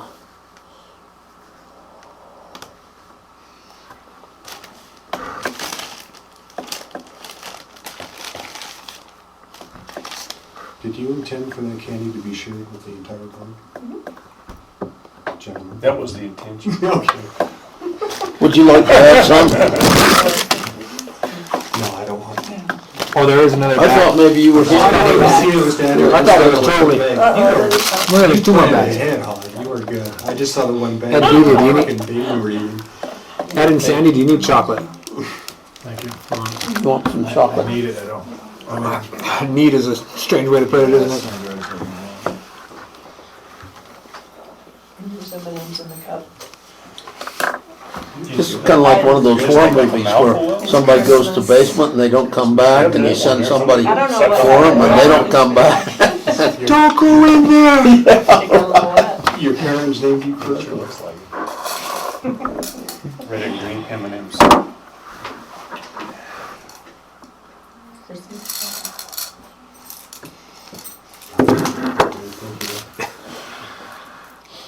I suppose when you work at a school, you don't just dip your hand into a bunch of M&Ms. Probably no better than that. Yeah, look at this one. Let's, That came out of the jug. Einford. I heard the door close. Murray's coming. Yeah, they're coming down. Just incapable. Yeah. Weird move. Hey, man, Hi, Mr. Polk. you could have walked in this door right here. I know, but there's looked like there were some chairs over here. Take your chair. Thank you. I'll move down where I can. Okay. You can see everybody. Welcome, good sir. Thank you. You want to sit in this chair? You Oh, want to this sit is up here? good. You sure? You're going to do the textbook presentation today. Okay, and what would you like me to present? Well, Murray, the history on this is that somebody, in relation to something else, asked me about some of the textbooks, and I said, I don't know, you know. And I thought this was a pretty stupid answer, really, for me to give, because we need to know. So every month, we're asking a teacher to come in and just bring some of their textbooks and just talk to us for just a few minutes about what they're using and maybe why, too. A couple of them have told us why they're using those. And Okay, basically what we had here is, I thought we had older textbooks than what we do. But I have a 2012 edition on this one. And we also have our Reading is Read Well. And it's a like 2014 I edition. thought Kathy bought a bunch of books. Yeah. That's why I was surprised when you told me that. Yeah, I thought they were really old. I hate to use the T word, but I was a textbook custodian in Texas at the school districts. Oh, sorry for Texas. I was a textbook custodian in Texas, and that's handled completely different there. In Texas, the state furnishes the textbooks, and so they're on a constant rotation of renewing the textbooks, so you have up-to-date textbooks, and it's on a rotation, so that every year you buy new textbooks, but it's for a different subject. And so the only thing I could say about, that's great, that happens in Texas, it doesn't happen here. The only thing I could say about that is that you have a chance to have a sequential curriculum by adopting, like everybody's adopting reading books in Texas this year, just saying. So everybody can adopt the same series, so that when you go from kindergarten and first, or kindergarten to first to second to third to fourth, it's a sequential type of learning because all the textbooks are the same. That's not the case in Colorado, because if I use Read Well, and the other teachers may use a different series, and so they're teaching something different. And so I guess if I were to say that that's not a positive thing, that would be the thing that I would be saying positive. So the teacher pretty much selects what they want to teach from what textbook they want to teach. And that's what we do here. but if we had the money, and that's always, Right, sure. if we had the money, we could adopt just for our school a Right. similar. The catch to that is the teachers have, over the years, not wanted to do that. Yeah. They prefer to pick their own To pick their curriculum, own, to pick their yeah. own textbook. So that's the difference between Texas and, say, Creede, Colorado. Mhm. Every teacher has the privilege, if you will, to select the textbooks that they feel most comfortable with. And the teachers It is- like it to is have by that their privilege, choice. yeah. Now, And I it can is, see, they I tend can to see work where to- they would, yeah. They tend to work together, hopefully, to try to see where, say, second grade is gonna blend into third. Right. Hopefully, there's some discussion between the two. But I can tell you, over the years, we've looked at that too, and Yeah, they are pretty adamant about yeah, being able to select their own books. yeah. Well, as an administrator, we required them to come to a consensus and adopt the Saxon or whatever reading program so that it would be sequential. And so that's just the difference. I mean, it's, Yeah. Well, it goes Read- back to local control. Right. So, Read Well here, the one that's in the kindergarten first grade, I like. It's a good reading series, and it transitions well. I guess if I had any complaints about it, it would be that it tends to focus on a slower learner, and they do have, where you can do extra things for the fast learner. And so it's a good series, but that's the one that kindergarten first is. So I can't speak to the others because I don't know what they use. Yeah. I'd like to interject. I do know one member of the community who did teach here once, who was very adamant that our elementary needed to adopt a sequential curriculum. But I want to know your opinion, independent of everything else. Do you think that the students would benefit From a My sequential personal curriculum. opinion, when we were doing that, there's also some other things in Texas that they do crazy. So it's not, this is just not a Texas thing, like, we sent the textbooks back to the state and the state burned them, which was the most ridiculous thing in the world, because, you know, they could have been passed on to other schools that didn't have as much money, other states, anything like that. I was behind the sequential learning. You know, as a principal in elementary and high school, we did that. Yeah, I mean, like we discussed it may not be what every teacher Right. wants, but as an administrator and you could, as a fan of the kids, you think they benefit from sequential I think curriculum. so, yes. Well, I think especially in math. Right. And you said Saxon, Yeah, I and can we see were that. pretty, I love Saxon. I thought we were sequential in the elementary with Saxon. Well, I did too in the math, I did. I Yeah, was as so well. we Not were, math especially either. when the state tests Right. first started coming out. But once we get out of K1, once we hit second, third, fourth, fifth, is it sequential there? I don't know. I was under the impression it was. But Yeah, I don't remember when I was teaching 5th grade using this series right here. Yeah, In fact, I did use Saxon yeah, and when I was doing 4th and 5th grade. yeah. I think so. And in high school, it's a lot easier because you've got one science teacher. So usually That by, is sequential there. usually right, by Yeah. the books from the in same our school. publisher, Right. and it just graduates. Yeah, Right. so it's a little, different in the elementary. They're gonna, but Right. math is something that you want to have sequential. Well, and this all could change with Common Core. If they, give control back to the state, then the Common Core will go away or may go away, and the state will either adopt it or not adopt it, and that affects textbooks also. So it's Yeah. kind of up in the air right now. Well, our combined grades is going to help too. If you've got teacher teaching second and third, they're going to be very much aware of what they want to teach those kids next year and what they want to use. Well, and there's a lot of, there's only 3 now. But Right. even when there were 5, there was a lot of discussion, especially after state testing started. When our math tests weren't what we wanted them to be, on the UIP report I had read, we said, we think one of the problems is that there's not, like, this awareness that goes across from grade to grade. We thought we kind of handled that, and now you've got 3, so you've got second, third, those are going to be sequential. Right, yeah. So it's just, now, the 4th grade teacher, do they know what the 3rd grade's learning? Yep.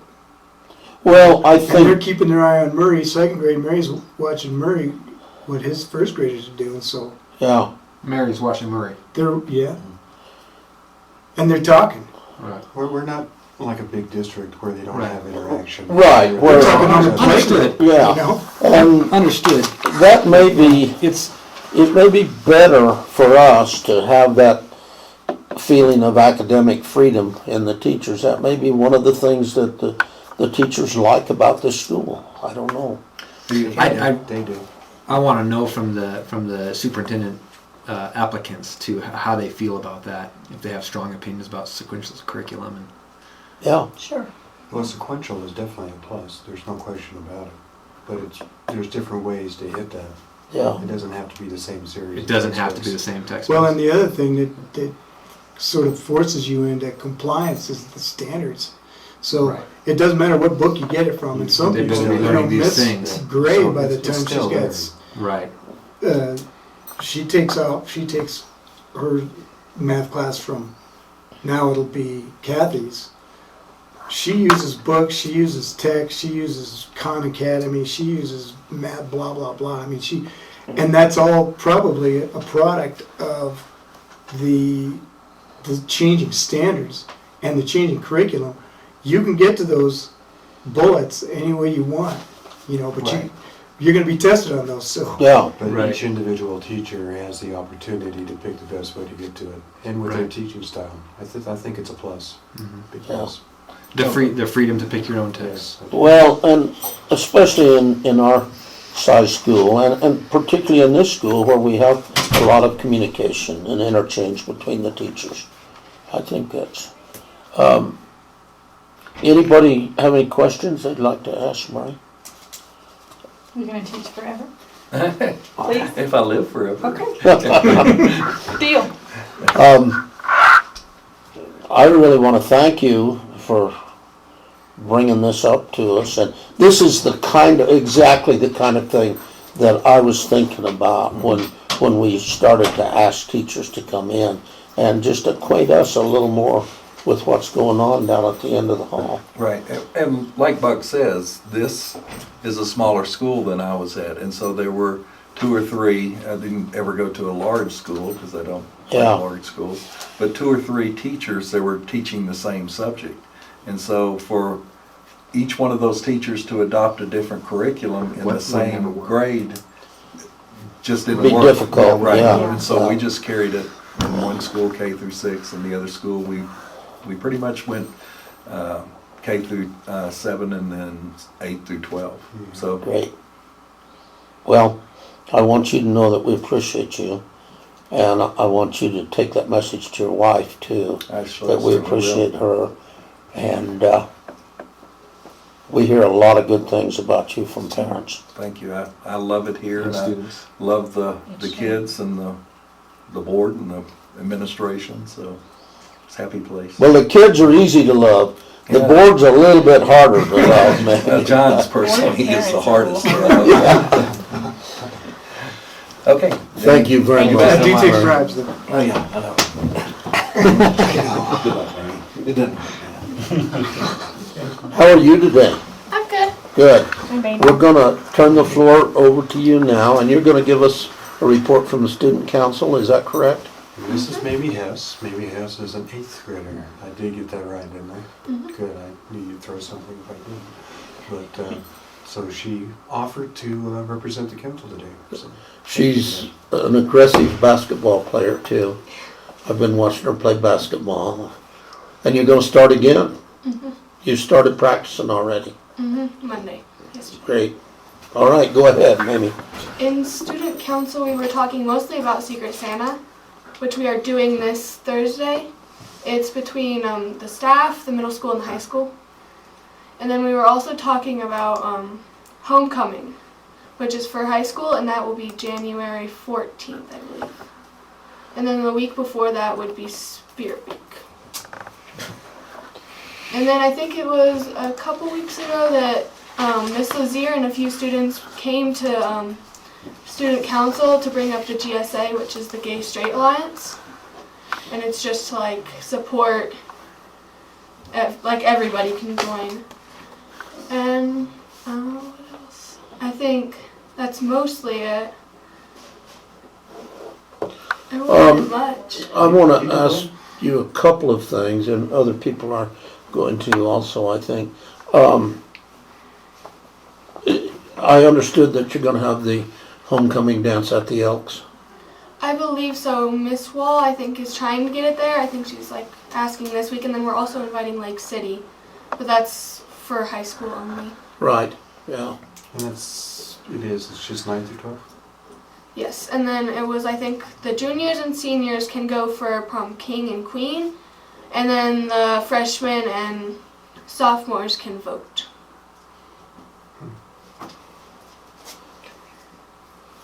Any questions for That's for Mamie? prom though, or That's for homecoming. We're Homecoming. doing it for basketball since we don't have Yeah. football. And Creede is hosting prom this year, aren't they? Mm-hmm.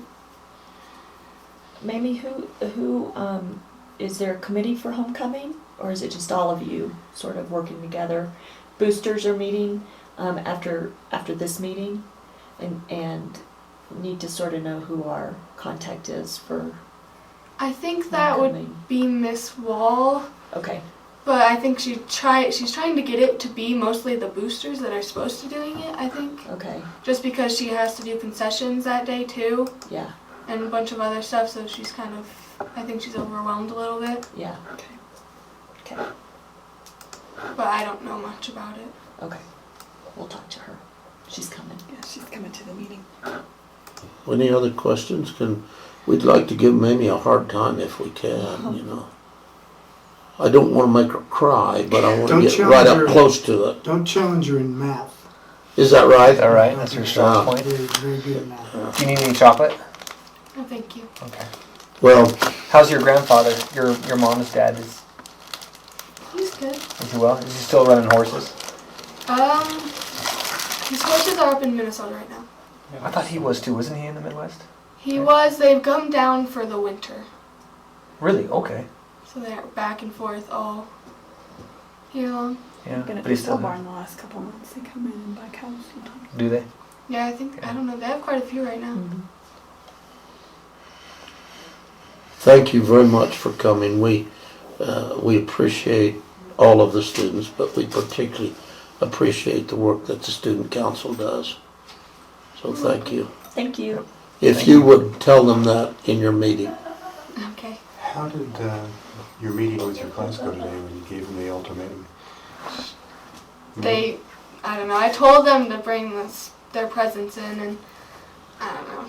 Well, if we don't make the 90%, we'll just divvy out the presents to the student council and you'll have a bigger Christmas. So. Hey, hope, well, And administration. Good job, but Yeah. Thank you very much. one of the 8th graders probably picked me to get a bag of coal. Really worked hard on her present. What is she, 8th grade? She is 8th grade. Yeah. Can you imagine how scary it is for an 8th grader to come in here and He face was a us? 6th grader. Just when I mentioned that, he had a look of terror in his eyes. When I went down to get her, she looked at me and went, oh no! And I said, what are you worried about? I came to get you, you're not late. Oh, I thought I had to bring myself down there. And I go, no, because you didn't know when it would be. Don't worry about it. You're right on time. Yeah. Our kids are great. I love to come and eat in the cafeteria when we have school board meetings and watch those kids come in. They're just great kids. Okay, we got second reading on, I believe there's 3 policies, were there? First reading. 2, and they're both just to update our name from Creede Consolidated to Creede School District. Exactly. So if we can have a motion, and we can certainly discuss them more if you need to, but they're pretty straightforward. This is just our first reading, though. Pardon me? This is our first reading on these guys. This is our first reading on You these? stated second reading earlier, but this is first reading. Oh, I'm sorry, I'm sorry. So no action. No action, right. I'm sorry, That's all right. yeah. We make a motion that we vote next month on it. We could vote now for next month, yeah. All right, guys, we're gonna do the budget deal. Did everybody get an email from me this morning?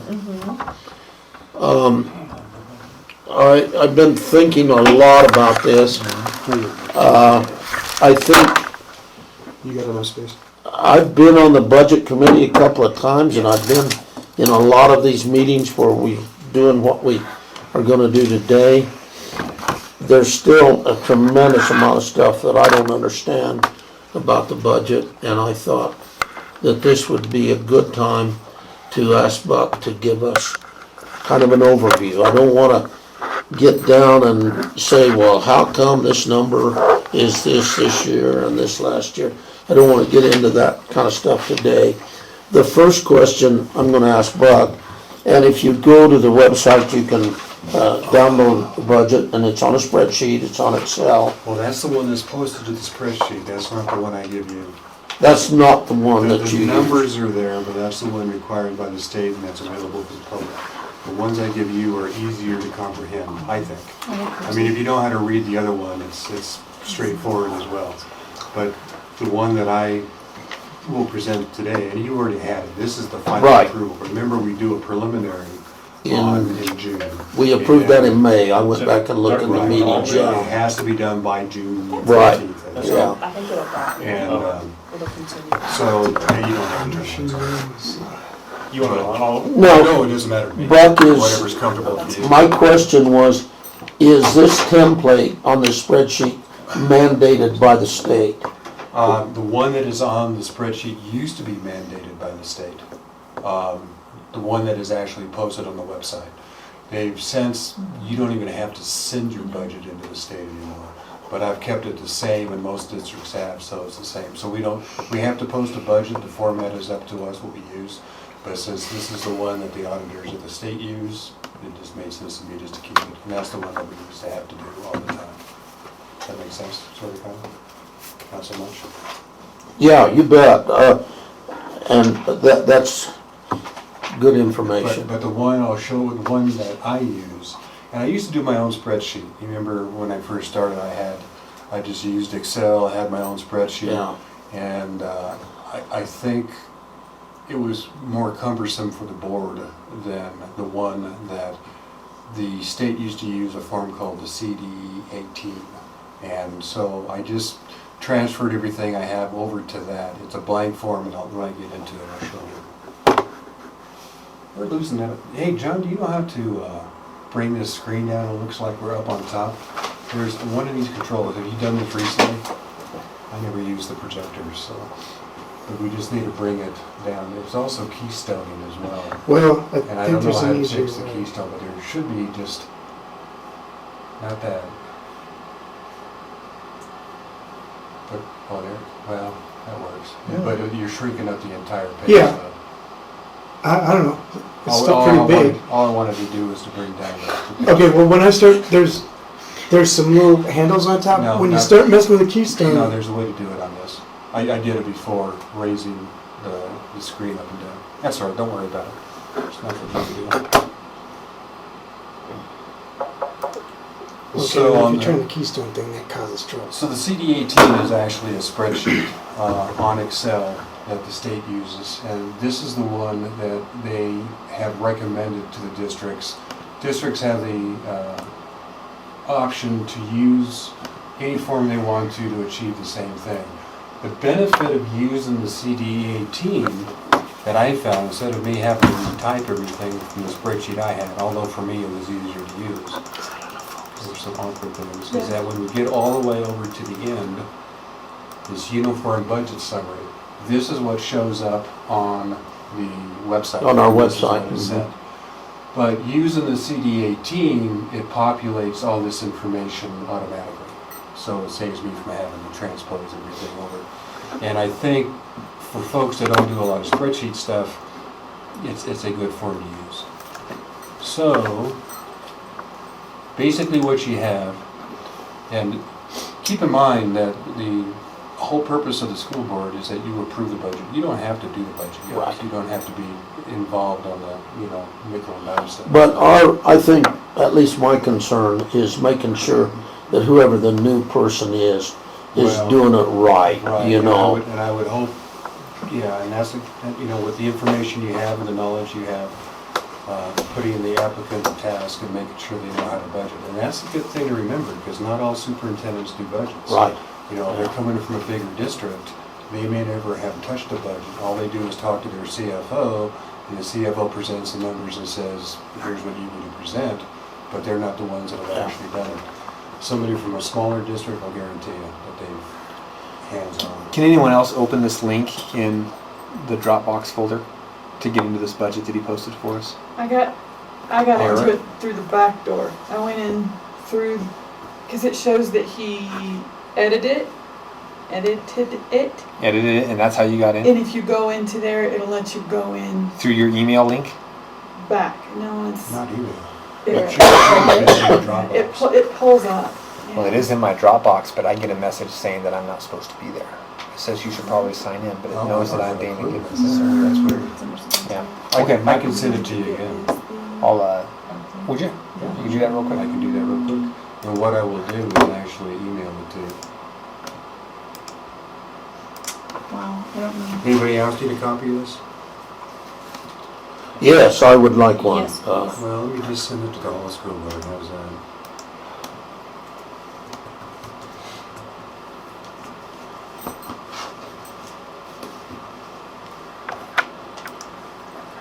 Have you made some modifications? Yes. Uh, And that's what I'll be going over. And that's how I got in. Well, I mean modifications in the template. I got ahead of myself a little bit. Well, I do, because everything that I do, I'm a little more detailed than what the CD18 does. So and I'll show you how I've done it. So I go to 2 Are times to 16 you meetings. going to be able to show us how you've done it to educate us well enough to show a new superintendent how to do it? I didn't think so. No, I mean, I can spend time, but if you want to spend days with me doing this. Yeah, But yeah. to me, it's not your job. I mean, you Yeah. don't have to, so why would you? Right. I mean, you should hire somebody that can do this, present it to you. You should know enough that you can dissect it, look at it, and then approve it. But I don't think that's something the board should do. You're not paid enough. And don't you have a budget board committee or something? And I do. I started one a few years ago. There was a budget committee, and so we have one that consists of parents. A student is always invited. They usually last about 1 meeting, and that's enough. And then 2 members of the board. Remember, we can't have more than 2 because as soon as we have 3, we have a quorum. And then teachers, we always have a high school and an elementary teacher. John has always been on it. Sherry is always on it. And we go over everything. And then you get the presentation. And basically what I'm going over now, we go over in detail on the budget going in. Who's been your elementary teacher on the board? Kathy has been. Has she? Yeah, Kathy wants Yeah, to be she there. was being on it, and I would imagine she'd want to be on it again. And one of the big jobs Thank you, I got that. for that board You get- or for that committee is to make recommendations where we can cut things. I mean, the past few years, we've been trying to cut expenses, and they make recommendations about What? where that can be done, and so a couple of times it's resulted in one less teacher here. More than one. Yeah. We've trimmed a lot of personnel over the last few years. Who are the 2 board members? Doc and Melanie. That's right. So this is revenue. If you look down at the tabs, You can work with me on the library. if you work with Excel spreadsheets of any type, you're familiar with the tab setup.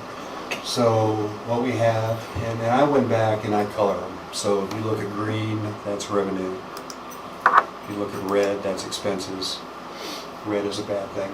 And then you can go back and actually see that I've populated the columns with the 14, 15, 15, 16, and then this year we have 16, 17, and it automatically, if we have numbers to put into here, it would add or subtract with this column and then put the final total over here. Then what I've done, just so you can see, this is the beginning fund balance. This number includes like investments, it includes the general fund balance we had from the ending balance from the previous year. That number also includes the receipts from the sales we had from the old building as an example. And you will see ideally that number would be the same when we get to the bottom under expenses, when we total them up. However, as you will see, the total for our revenues doesn't match our expenses. So you will see that our ending balance is going to be less than our beginning balance. Nothing is different this year than it was the previous couple of years. So what I did over on the side, and this is something that isn't provided on the CD18, and anytime we get over on this side, you'll see where I'm adding things because it doesn't include it on the 18, and that's just my technique that I use.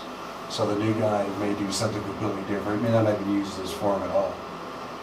But, so for 2015, I put in the ending balance, 14, I put in the ending balance, and so the decrease just over that time is $130,000. And I put that in there just so the board could reflect on the fact that we are dipping into the general fund balance.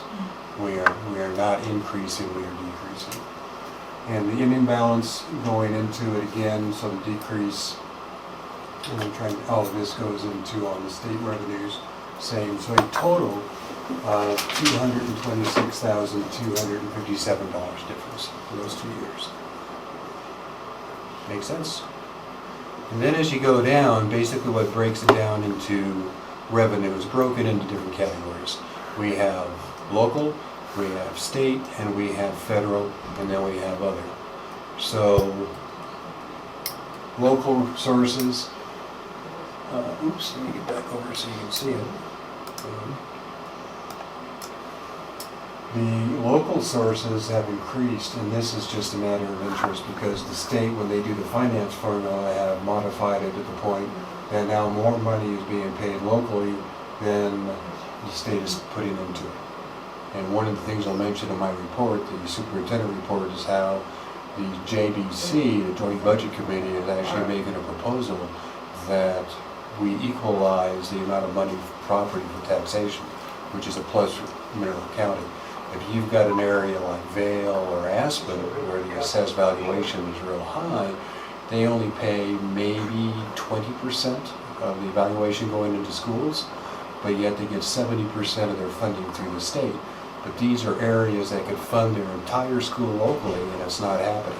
Right. So, I'll present that as we go down. But anyways, going down, earnings on investments, and this is always a guess. And what I did, I based it on what we actually made last year. So we actually had less on investments last year than we did the previous year, but we have less money in investments, so that would make sense. Total revenue from local sources is this line with the plus. And again, you can see locally we're receiving less money locally than we did previous years. Why is that? Because we have fewer students coming in. Okay, so this is not So it's property based- taxes and No, things no, like no, that. no, Okay. no. Sorry. Yeah, no, that doesn't affect it at all. We only get money for each student, so when somebody says, I'm paying more money, in Creede, it depends on the number of students we have. It's, we get PPR. Because our tax base, poor Libby has taken such a hit because she's actually made us compliant. And our Right. tax base is like, phew, Yeah. it's through the roof compared to it was 2 or 3 years ago. So Right. that's too bad that we can't. Agreed. And that number for us, that per pupil number, is fairly high compared to other schools, based on, The average in the state PPR is 5,723, I believe, and we're about 14,500. So now it's Buck, substantial. if one of us wanted to find out that information that you just told us, where would we go to find that? The average PPI in the state? The Department of Education, I suppose, has that. If you go to Colorado Department of Education, well, let me do this on the sheet.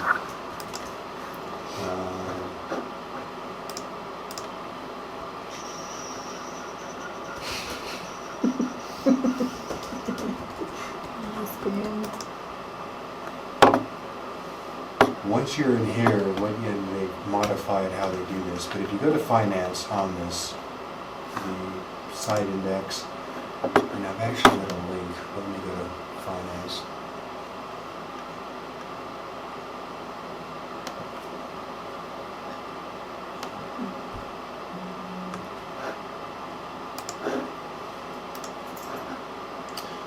Fact sheets, financial literacy, school finance division. Ooh, school finance division. Got it. Where you want to be, administrative, finance. Boom, boom, boom, boom, boom, boom, boom, boom. Eeny, meeny, miny, mo. So that's probably where you're at. Yeah. Okay. So on here, once you get into here, this is everything we've got. So if you go to funding and payment information, you can go into the current year funding and then district share payments. So if you wanted to see what Creede was making, for example, and you'll see this on the budget. So if I type in Creede, see it's already there, that then you go into the funding summary. And if it says if I'm going too fast, kick me, I'll slow down.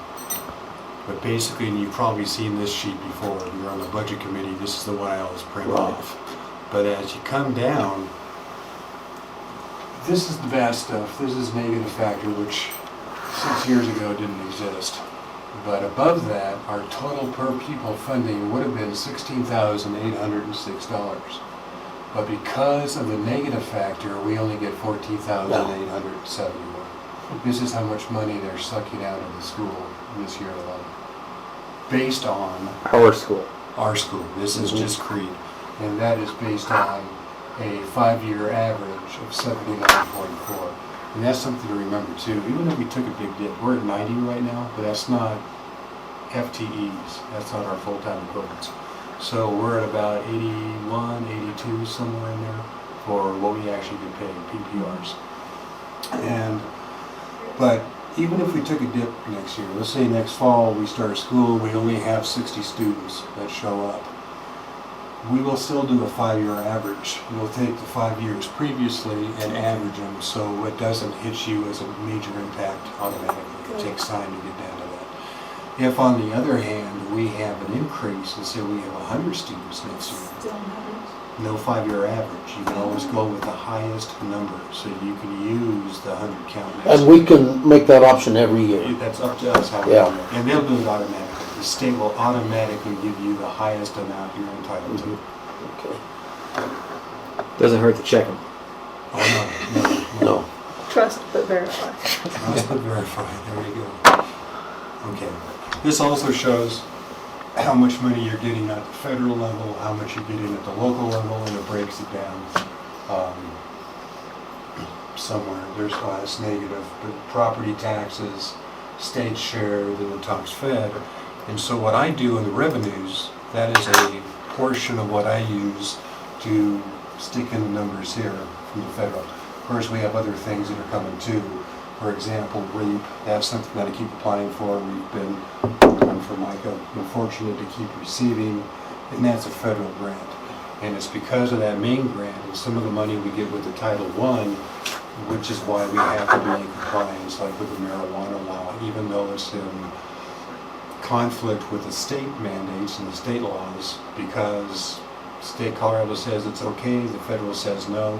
If we want to keep getting money from the Fed, we have to go to the federal laws. So we get that money from the REAP, but what I've been doing, and the new superintendent may not want to do this anymore, I've just been giving this to John. John can take this, and if he wants to buy online professional development for the staff, or if he wants to buy online courses for a gifted student, or if he wants to buy Love and Logic. Love and Logic, exactly. That's where that's all coming from. Those kind of things can come straight out of there. He doesn't have to come to me and rationalize why he thinks this is a good purchase for the school.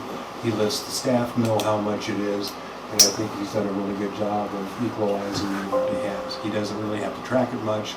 All the budgeting still goes through me. He just has to spend the money. So it's worked out pretty well. Philosophical question, I guess, Buck. If the new superintendent came in, and let's just use that as an example, but the principle could apply to other things. If a new superintendent came in and said, we're going to take that $13,000 and do something else with it, not give it to John for these programs anymore, do you think the board is within their proper function to say, no, we're not. We're going to leave that with John. And that's what the board does. You come in, I present the board to you, he or she presents the board to you.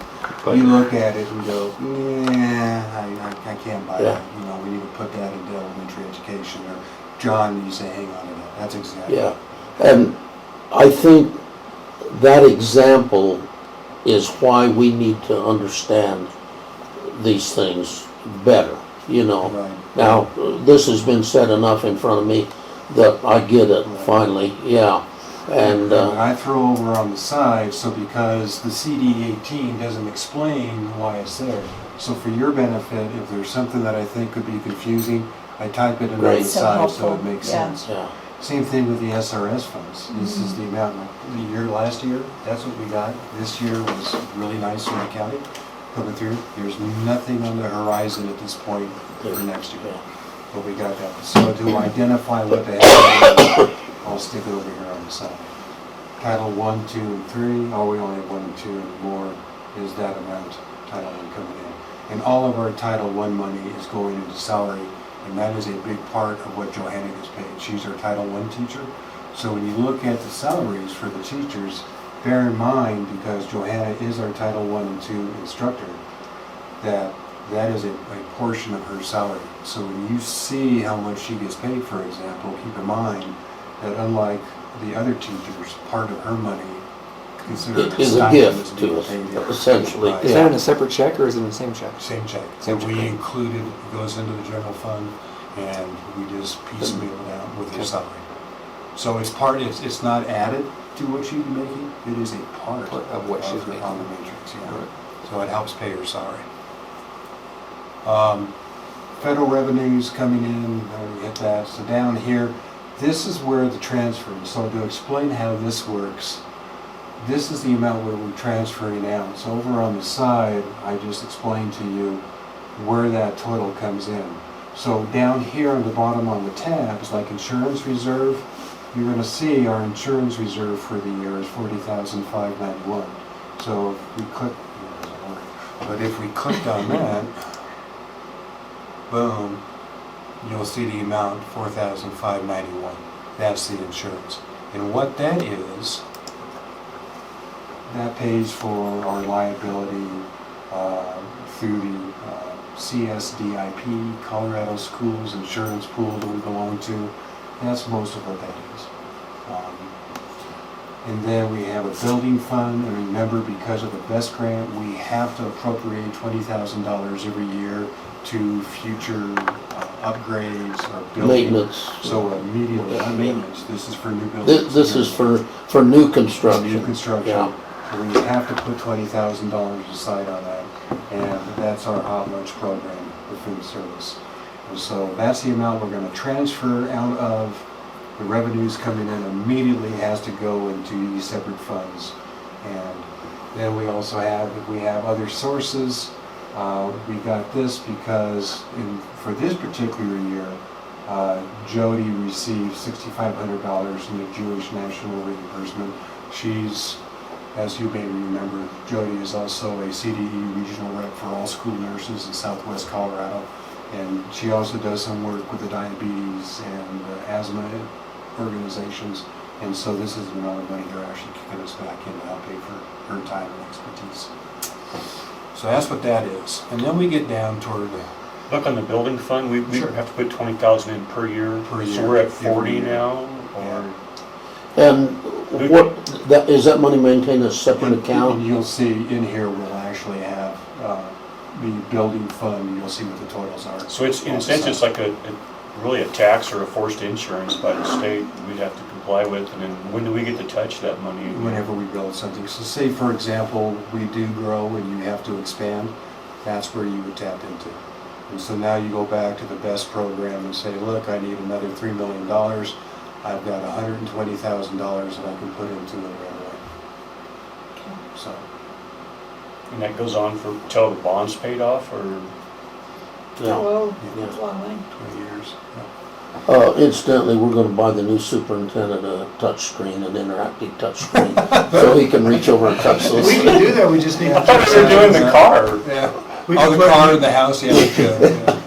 Thanks, guys. You can plug the USB in and get it to be touchscreen. Oh, that's right, on all the teachers' computers. Yours too? I don't have a program on my computer.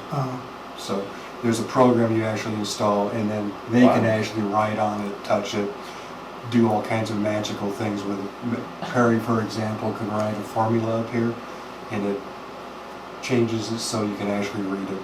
So it's magic. It's just like that. But it's beyond. Now, you're going to I need spell make check. this form that we're looking Well, you at can right make now it available like to us. This CD18 is available on the CDE site. So Okay. you can go to that same financial page and mess around with it. With- They will have, there's no numbers. It is just Right. blank columns. How much modification have you done to that template? Much, or? You can't do a lot, because the way it is now, when I showed you the part that you actually upload onto Right. the site, if you change, if I deleted any of the rows, or if I added rows, or I added columns, it messes that whole. Now, is that the reason you've gone That's over why here everything is to on the explain site. things? Exactly. Okay. And then I'll take the total and stick it in here, so I'll do my sub-listing over here, take the subtotal, stick it over here. When you start out, Buck, to make the new budget, do you start with a blank spreadsheet and? Blank, there's nothing on this, and I still use an older spreadsheet that I do some calculations on, Mhm. but everything that you see, and you really only have to use the CD18, you know, if you feel that's there. You start off with this. First thing I will do is that I'll take the numbers for 16, 17, and then, well, I'll start off. So as you I'll just simply copy and paste. Move those over to that here, other column. and I'll keep moving. Yeah. So that these are populated, these are empty, but I've already got, so I don't have to do a whole lot of thinking on those. I just copy and paste and I'm ready to go. And then you look at those numbers, and with your best information, your best estimate, I hate to use the word guess, you say, this is what I think we're gonna need this year. Well, And then we get into expenses, and then I try to make an educated guess. So down here, we've got the revenues coming in, but bear in mind, that includes the beginning fund balance. So really, the total general fund revenue from all sources is 1,322,000. Make sense? This includes the big number on top, which is the beginning fund balance. But this is the amount of money we're actually going to receive right there. Now, the new super, you would like to think would take your experience in last year's budget. I am And willing to look sit at- down with he or she and go over this piecemeal. and tell Yeah, them it's exactly either that or what we're percent, you know, if something, because we can't expect them, nor do we want them just to. doing. Right, well, jump in. they'll look back at the previous budgets without question. Yeah, They I might think we have- could say like, man, this is like way out of line. It's only been going up 5% a year for the last 5 years. Now you're saying you want to go up 15 or 20 Right. or something. So they'll go back and I'll give them the budgets going back as far as they want to go back. If they want to go back the full 15 years, we can go back to 15 years and show how the budget hasn't been modified or has changed. But from here, they may have a new improvement that they want to use, bringing in something else. Some folks actually use a program that's in the big districts. They punch in and the program populates these fields for them. So they may have a whole different way of doing this, but they will have. But we're gonna have to look at that and see if we're on board with it.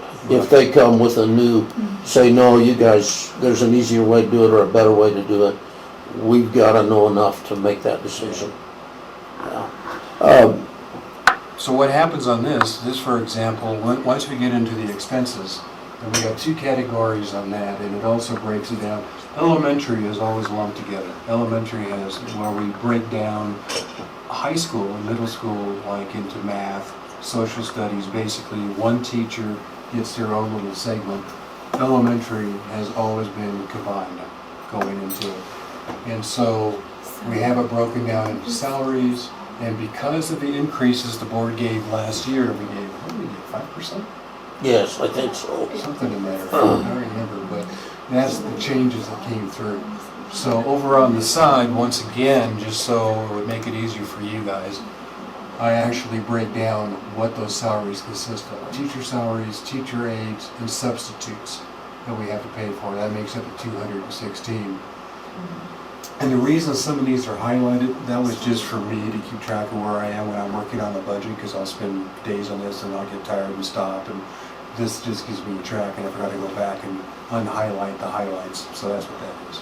Now, Correct me if I'm wrong, I'm sorry. Go ahead. Last year's increases, we didn't do a percentage, we brought everybody back You're right. up That's- to what they should have been by the yeah, by the Precisely matrix. right. And I think it came out close to 5% Yeah. on the That's how it averaged, Right. but that's not how we did it. We No. we brought everybody to where they were supposed to be. yeah, you're right, Scale. Damon. Okay, Right. okay. Yeah. Exactly right. Same thing with the benefits. I break it down, and then we come into the different items coming through. Other purchase services, a rental of equipment, I split that simply between, we have 3 machines this year for copiers. We're actually paying less than we were paying at the old building for 2 machines. We went with a new service. If anybody's curious about a service, ask me. These guys are stellar. I couldn't recommend Aspen? this new company, no. You remember who the new company is? Gobins.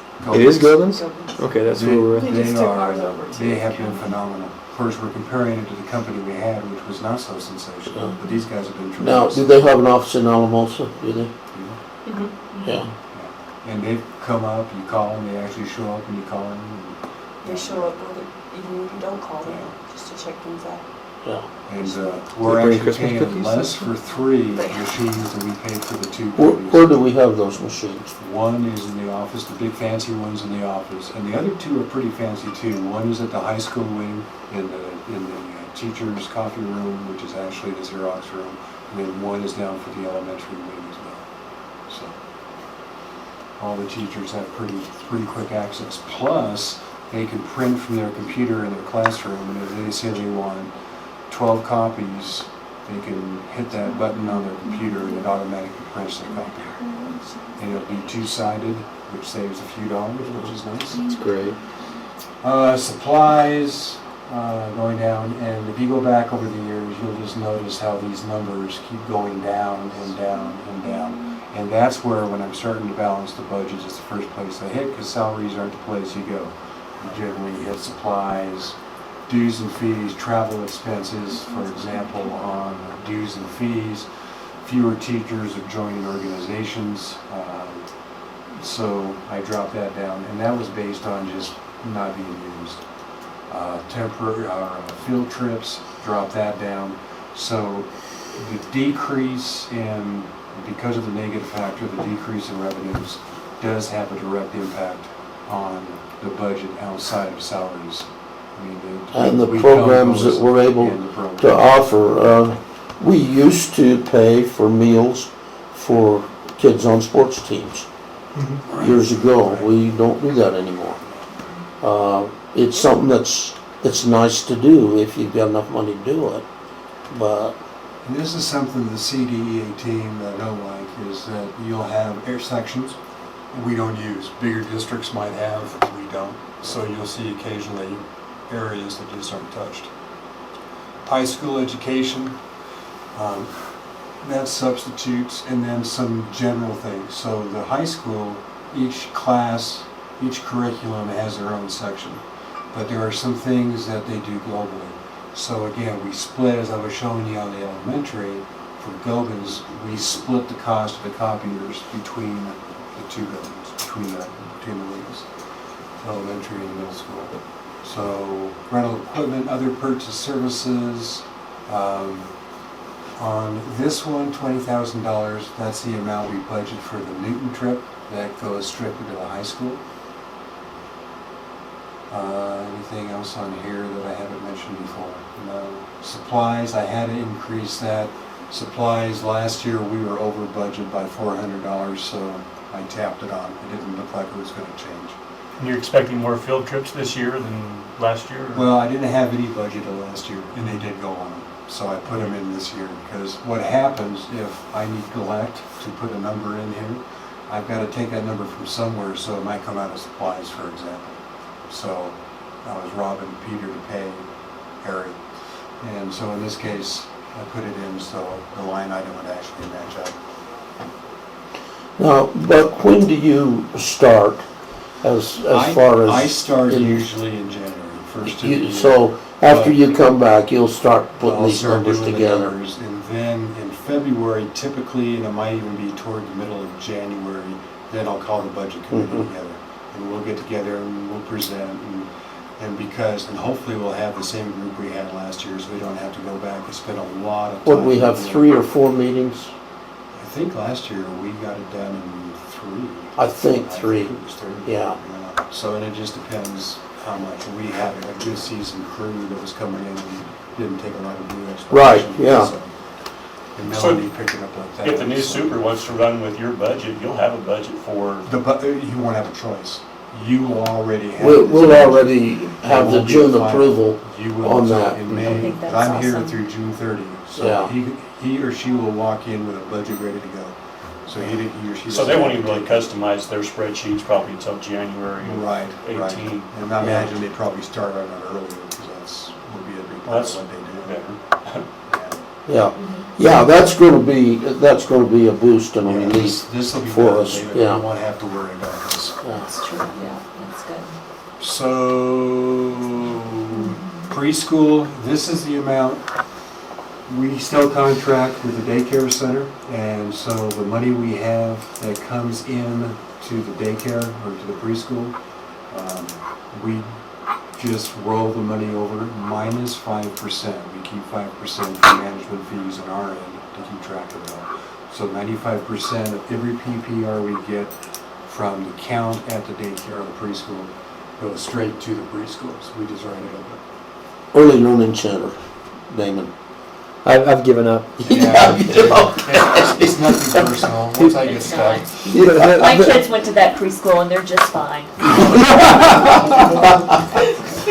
Well, I can tell I didn't have any early learning. I don't know about On every form I do that affects the preschool is called preschool. So for the state, they don't understand what a daily. early learning centers. Thank you. Yeah, see, they don't. It's actually pretty widespread in education that we refer to it all as early learning. If there's any education going. I'm old school. But in the summertime, it is actually a daycare. That's all they do in the summertime. But for the 9 months, there's even those that aren't in preschool there's a curriculum. On a Easy whole as it different is. side note, I don't know how she does in the classroom, but I am really impressed with Molly. She just seems like a gem, so Yeah. I would only imagine she's doing well in the classroom too. Well, my wife said do not even bring that subject up. Oh, she's not happy with her? No, she doesn't want Molly to come here.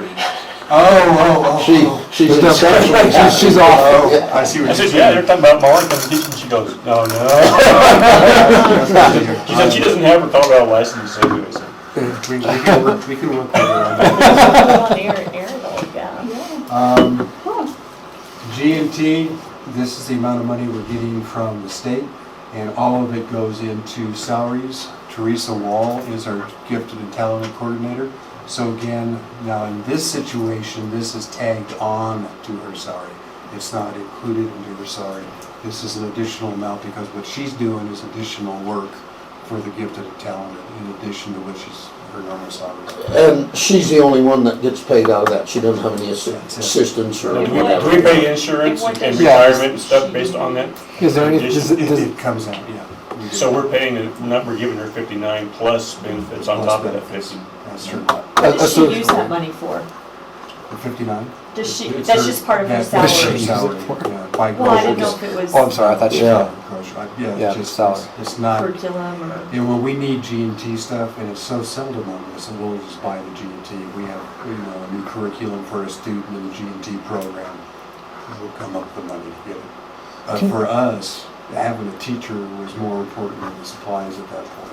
So Yeah. we just put it right into the salaries. Can you throw out some names who have gone through that program? Just curious. John, can you throw out some names who have gone through the G&T GT? program? Yeah. Mamie, Casper, Eileen, Luce, Lucy Allen. Delaney, Haley Waters, or Hannah Waters. Just as I suspected, there were males. No, I'm just kidding. Well, they have to do these ALP things and Does that stand for Great Times? ALP, GT. great Gifted and talent. talented. Give great talent, Jen and Well, Todd. she's got to do. She's got to go to the GT valley-wide meetings, and they have to put up a report that we tag onto our UIPs. Now, is that part of BOCES? BOCES helps monitor, but it's not really part of it. It's not really part of it. They just kind of make a group and.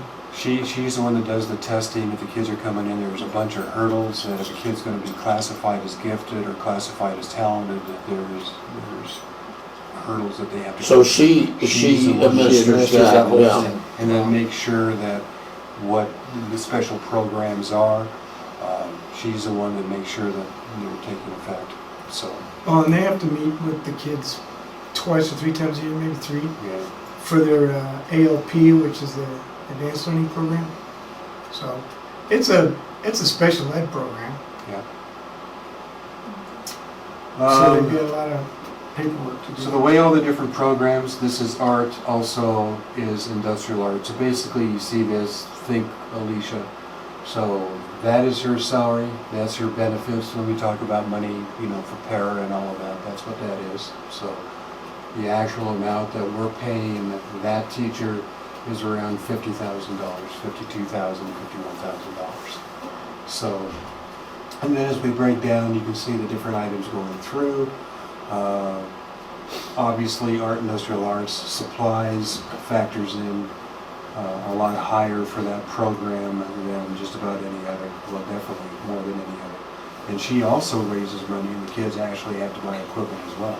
It just costs a lot to run an industrial arts workshop in arts building. But you can see going down that we've had to make cuts on that too. So she's dropped from equipment from 1,100 to 750. Field trips dropped from 250 to 75.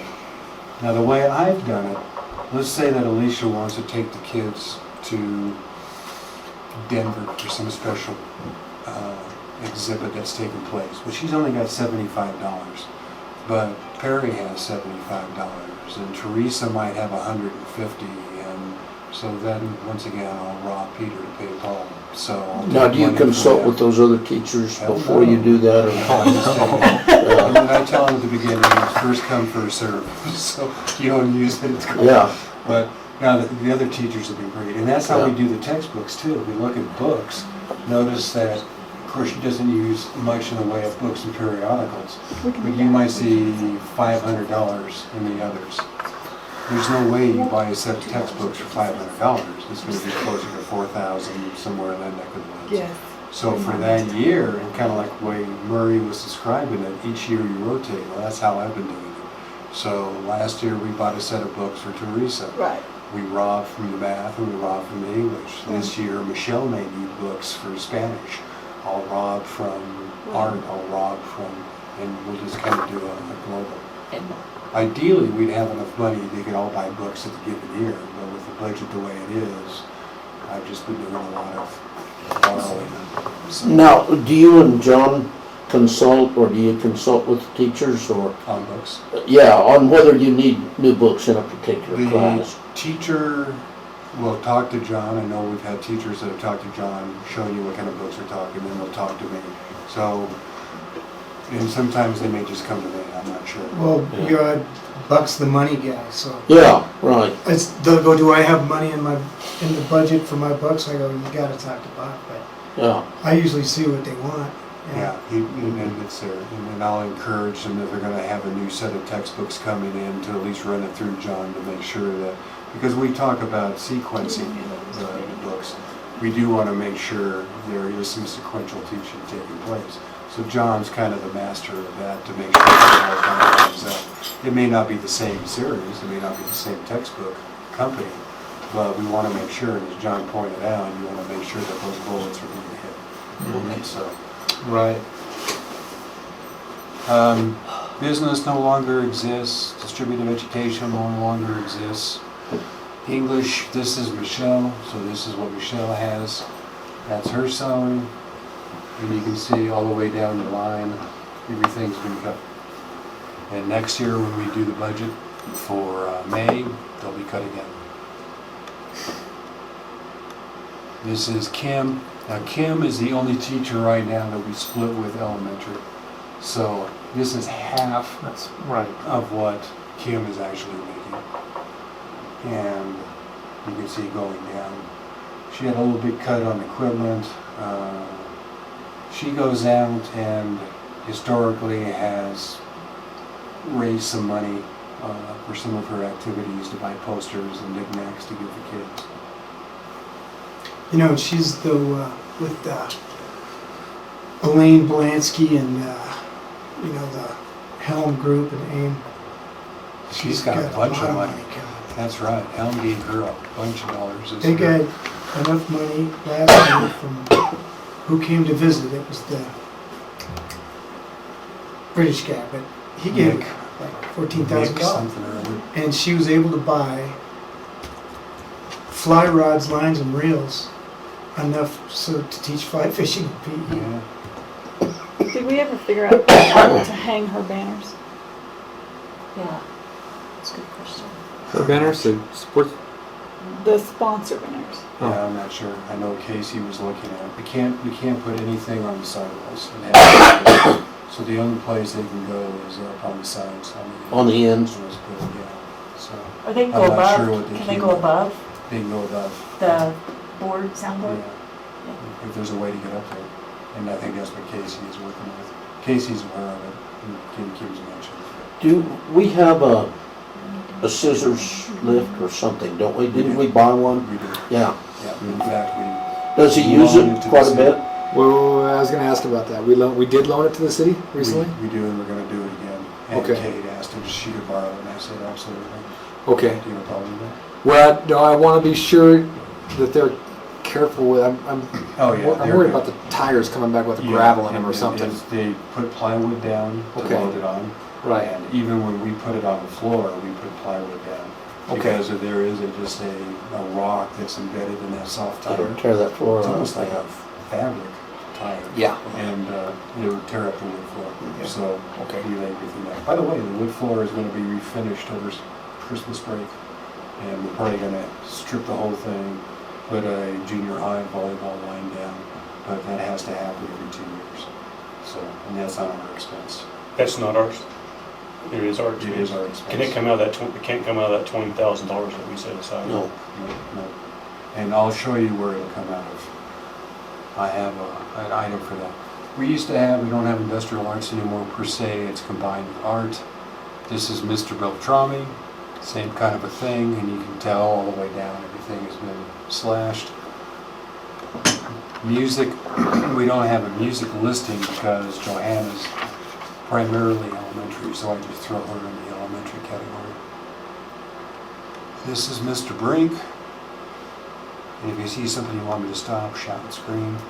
We don't have office occupation, social study, or science is history, so this is Teresa Wall. Don't Yeah. have computer technology. Is special ed and general fund expense one? I'm sorry. Special ed? That, This? there, yeah, you were there. Sorry. Gotcha. So on here, and again, last year, for example, we had teacher salary and para at the same time. This year, we just have a teacher, so that's the amount you see here, and the items going through. A portion of special ed, the reason this number is so high, we have to pay BOCES monthly a payment for their services. So for the special ed director, and occupational therapy, and speech therapy, and physical therapy, and all those different therapies, that's what that money is. So I actually split, you'll see an amount here. And then under general administration, where I fall, it's actually a lot of stuff, including the other half of this. Now, Buck, is that a fixed fee for BOCES? Do they set that then? Based on the number of students Based we on have. students. So Creede has the lowest BOCES payment. Yeah. How about the transportation of students down to the valley? Is that, We don't do that anymore. We don't have anybody retape to that. but if we did, No, that would come out of probably administrative or general fund or high school fund. So it wouldn't come out of, because we don't get any money from the Fed or the state. For So when we transportation. transported Justin down, we didn't get one time, we were mandated, we had to buy a Had to do it. $65,000 bus. We had to pay for a driver and the time to do it, but we didn't get reimbursed 1 cent for it. I thought the county had to hold those funds apart for that. No, that's not special ed. The only thing that they hold is the endowment, not the endowment foundation, but the Whitney Newton money that they have. That's all they have for money. We tried to take that away from them a few years ago.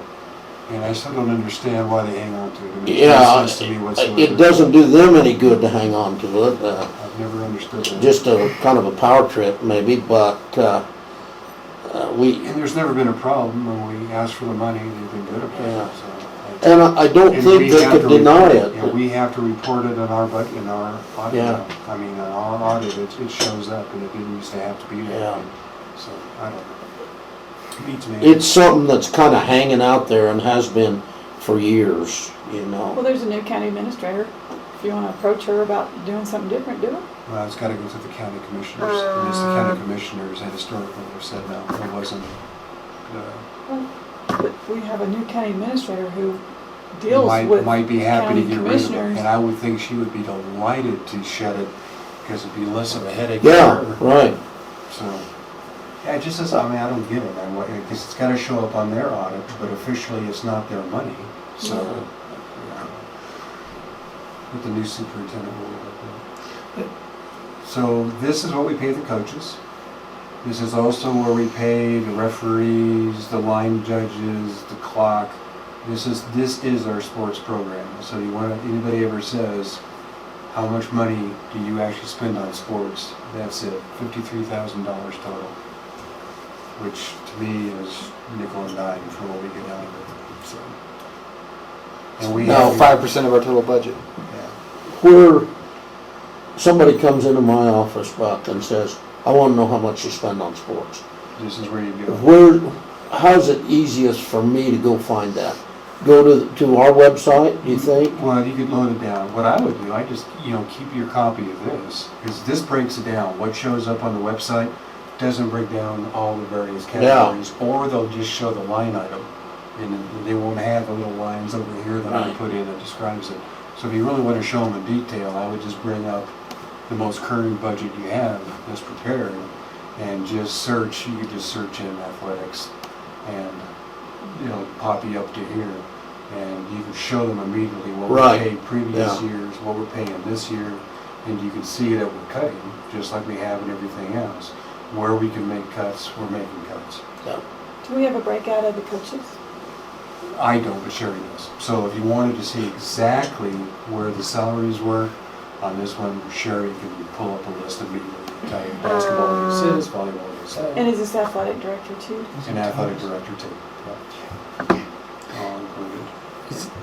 That's in this one? And this one, for athletics. So all expenses.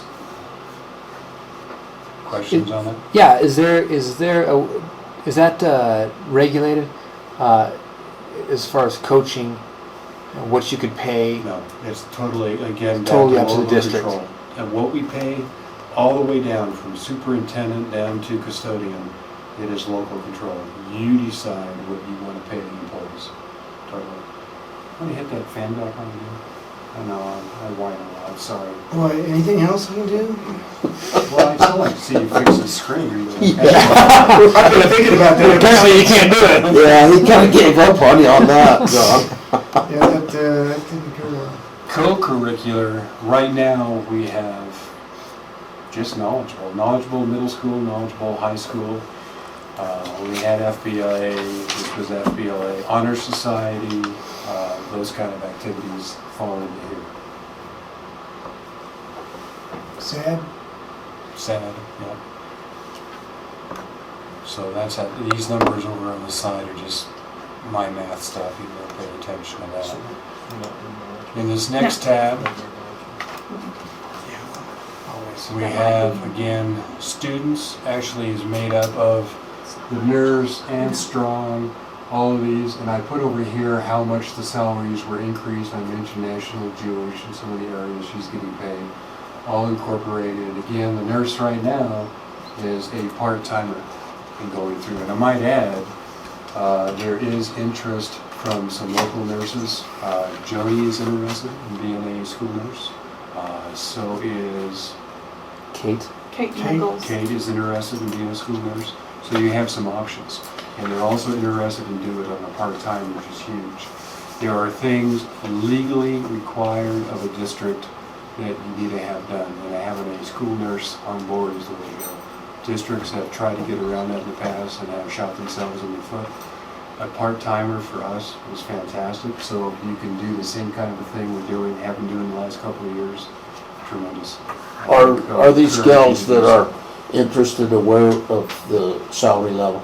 Yeah, and for example, Joni, I know, and she is what is she? Nurse She's a practitioner. physician, nurse She's practitioner. overqualified. She They're is both. overqualified. Yeah. She is phenomenal. But she wants to spend more time with the kids, and that's exactly why Jody went to a part-time. I didn't help the kids, they still turned out like folks. Yeah, your kids turned out badly, didn't they? Turned out to be a bad influence. I don't know if it's worth mentioning, but Jody's working on a pretty big grant that she thought might allow a nurse to be here all day. Right. Do we need a nurse here all day? No. It'd be wonderful if you could do it. Can we get by? Yeah, there are days that would There be are a days. deal. Well, and But what happens if Jody's not here, then it falls on Holly. We're fortunate, Holly's actually got some background in this area and is willing to do so. Yeah, she can do Not blood every letting. school. Yeah. reaches. But full-time for our current size, you can get by with a part-time. They can still get the things that are mandated by law done in that time. But if you can bring in a full-time person, Well, and I've got my fingers crossed on. but you could also have them teach a Grant. health class, and that's something That's Joan where I could was do as going, well. yeah. is that- Yeah. And Kate, To add to We'd the- love to have a health class, Yeah. and maybe even 2 in the afternoon, one middle school and high Have some school. middle school and high That's school. another And elective. Joni does And a the money be, tremendous job. first half of the day would be you, the second half of the day would be Grant. Yeah. I got my Be fingers honest. crossed. Well, in the part-time deal, Murphy's Law says that if you have a train wreck, it's gonna be when the nurse is gone for the afternoon, wherever, you know. Yeah.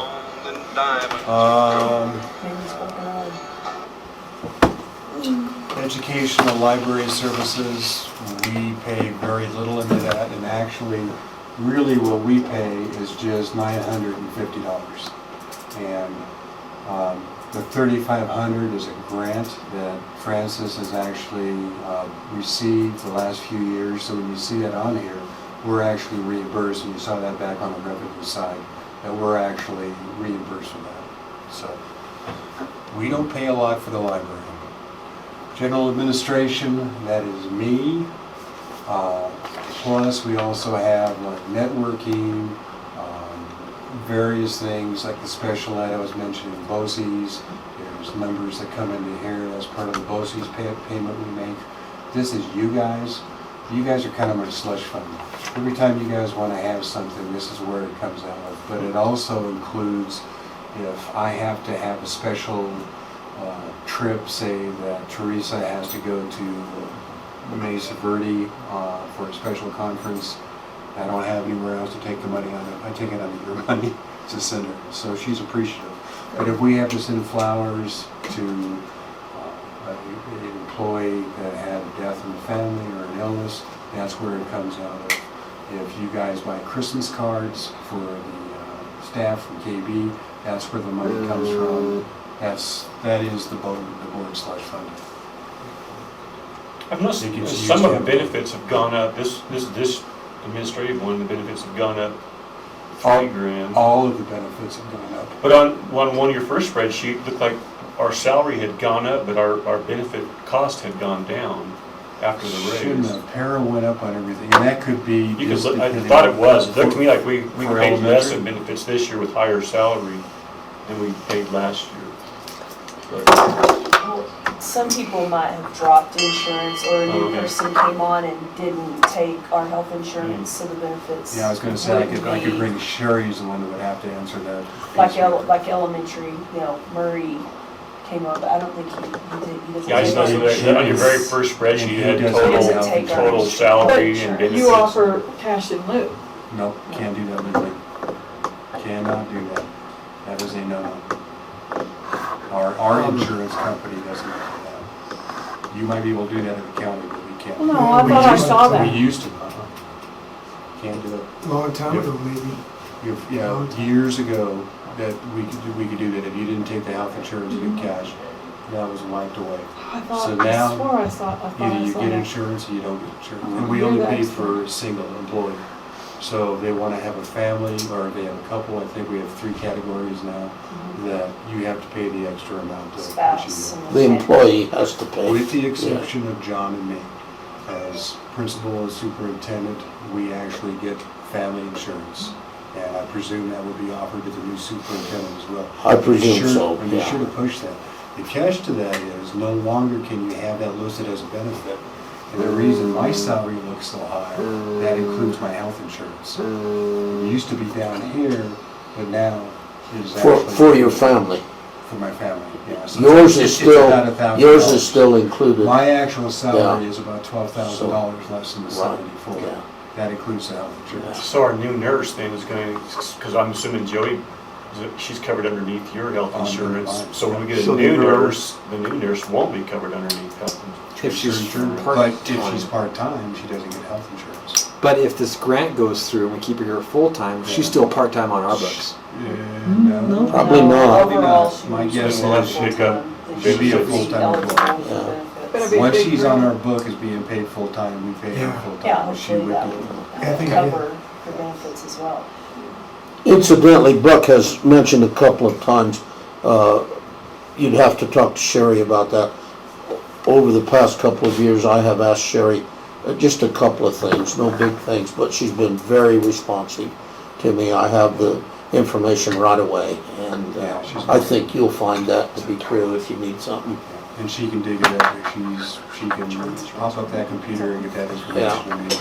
So if you want to piecemeal a certain item, you can do so. This is John.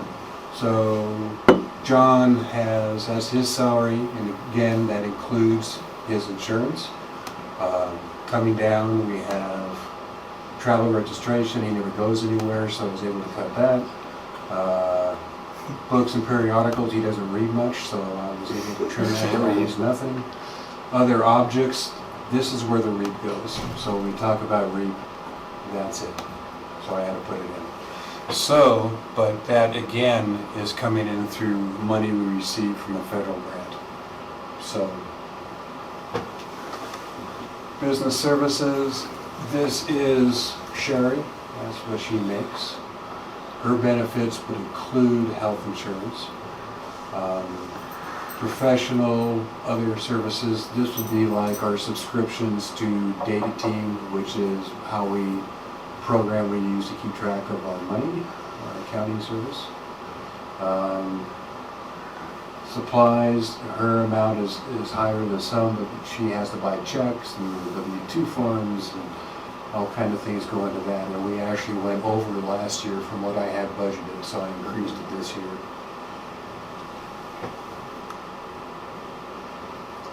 Operations and maintenance, and this form and I don't see eye to eye, but this is Casey, this is Jackie, a portion of Jackie, a quarter of Jackie's wages, all of Brian's wages, all of Casey's wages, so for a total of 65.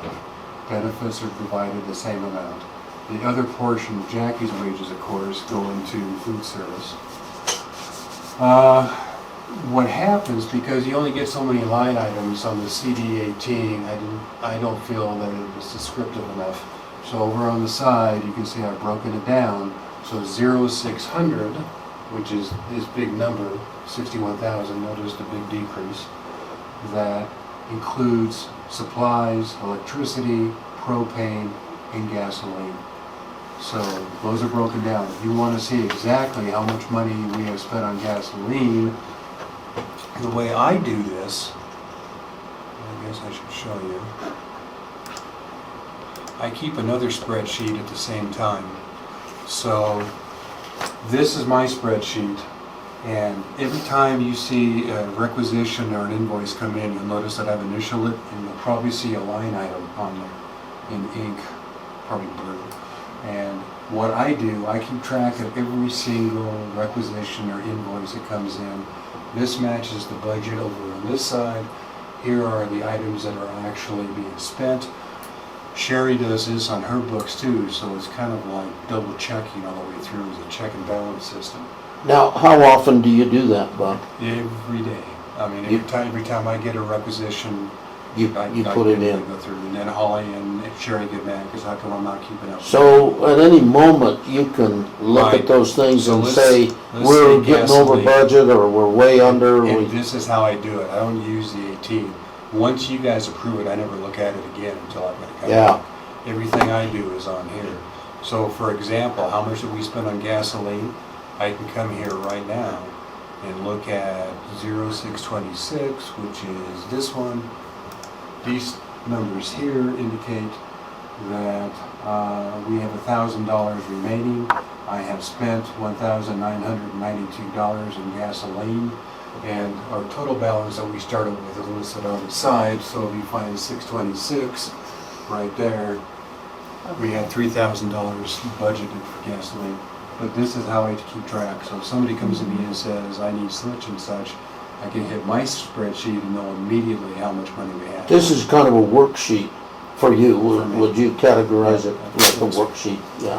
Exactly, that's fair. So on a side note, how's our propane bill run in comparison to the old school? Much better. We are down. That was one area I was able to actually drop.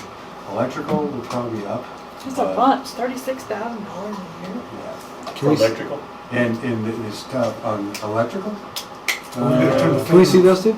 Yeah, electricity, Maintenance, we got electricity. 36,000, so far for the year, we have spent 9,967, and we have 26,000 remaining. Now, does that 36,000 include our telephone service No, from? no, that's just electricity. They got That's the just solar strictly panels. So can the REC. 20,000 Yeah. building fund go towards solar Just panels? REC.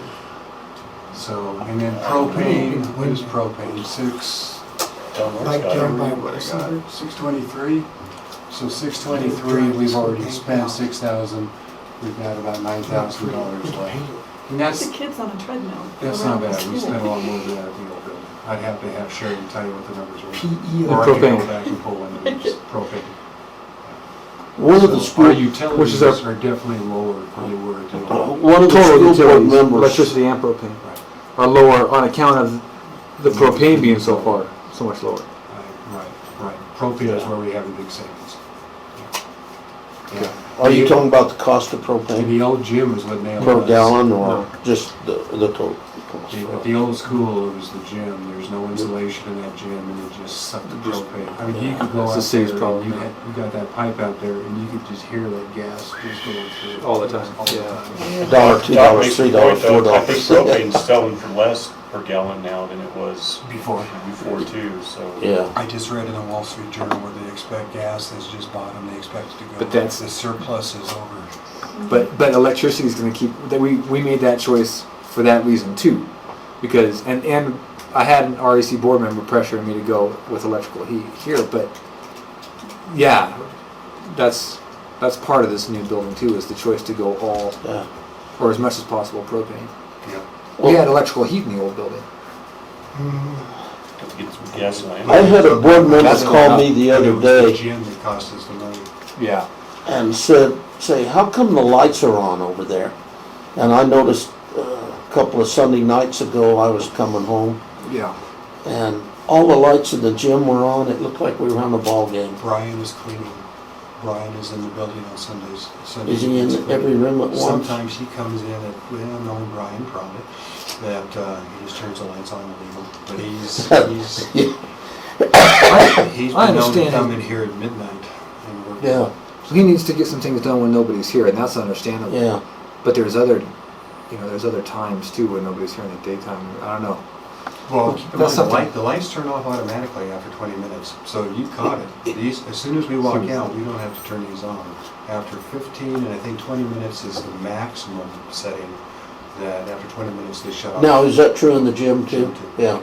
Wow, so if the lights are on, somebody is here or just has been here. So, yeah. They're on. Yeah, So if you drive by and I've see known- it, there's yeah. somebody in the building. Yeah, or I'm a has board been. member that talked to Doc about this, and we're going like, man, the lights are on at weird times over there. Yeah. That's it. And that's probably Brian, because he knows after 20 minutes they're gonna shut off anyway. So Okay, it was- well, that makes me feel better. Yeah, I was like, that makes you feel better. We should turn his fan off, I just think. No, I got my shoes off. My feet smell. It's Keep been it on. almost 5 minutes, maybe you should. It's using electricity. But we're saving so much money in the gym because that's so cold in there. It's not bad today, did you go in? It's pretty comfortable. Oh, You didn't think so? no.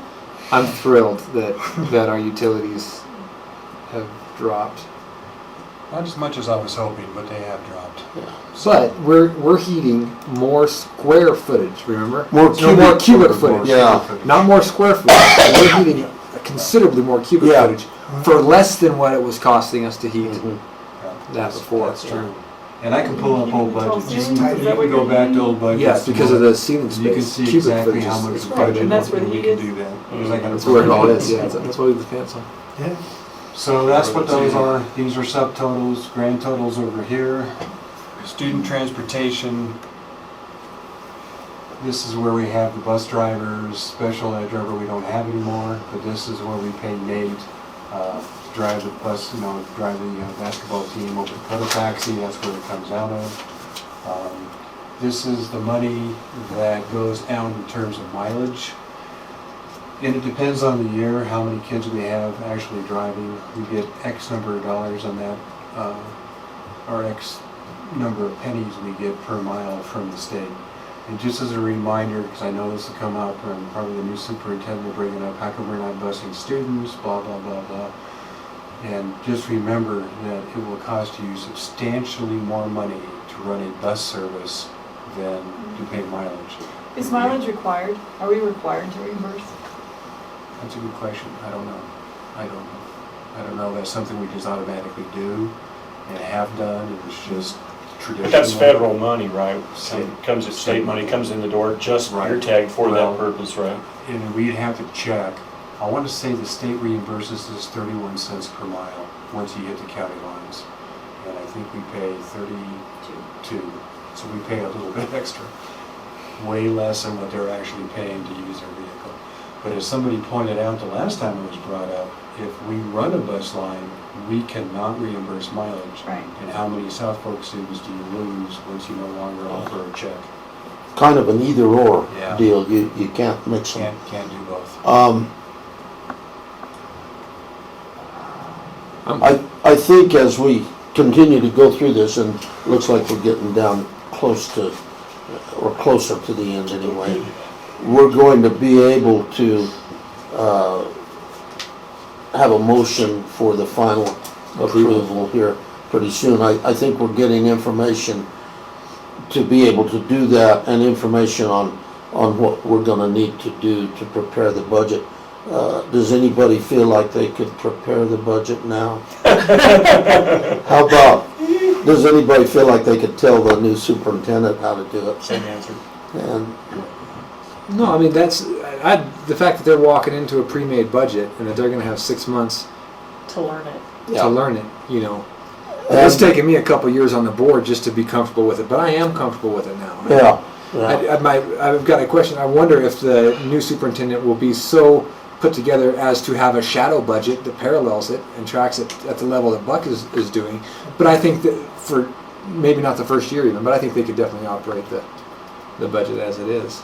the big value I can see to that, and that's a good term, shadow budget, the big value I can see to that is you know where you're at all the time. And Right. For me, I mean, it's, if you're in a big district, you don't have to watch the dollars and the pennies and the dimes as much. Here, you gotta watch every dime. So for me to have that, I mean, I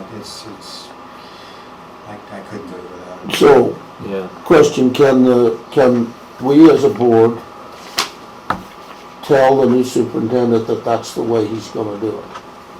We might sugarcoat it a little bit. You might ask him, like I said, he might walk in with a brand new and better method of doing it. So, you know, I mean, if he's coming in from another district where he's done a budget, he may have a new improved version. And Sherry, in a sense, will have to be the one that kind of adapts to superintendent's way of doing business. Yeah.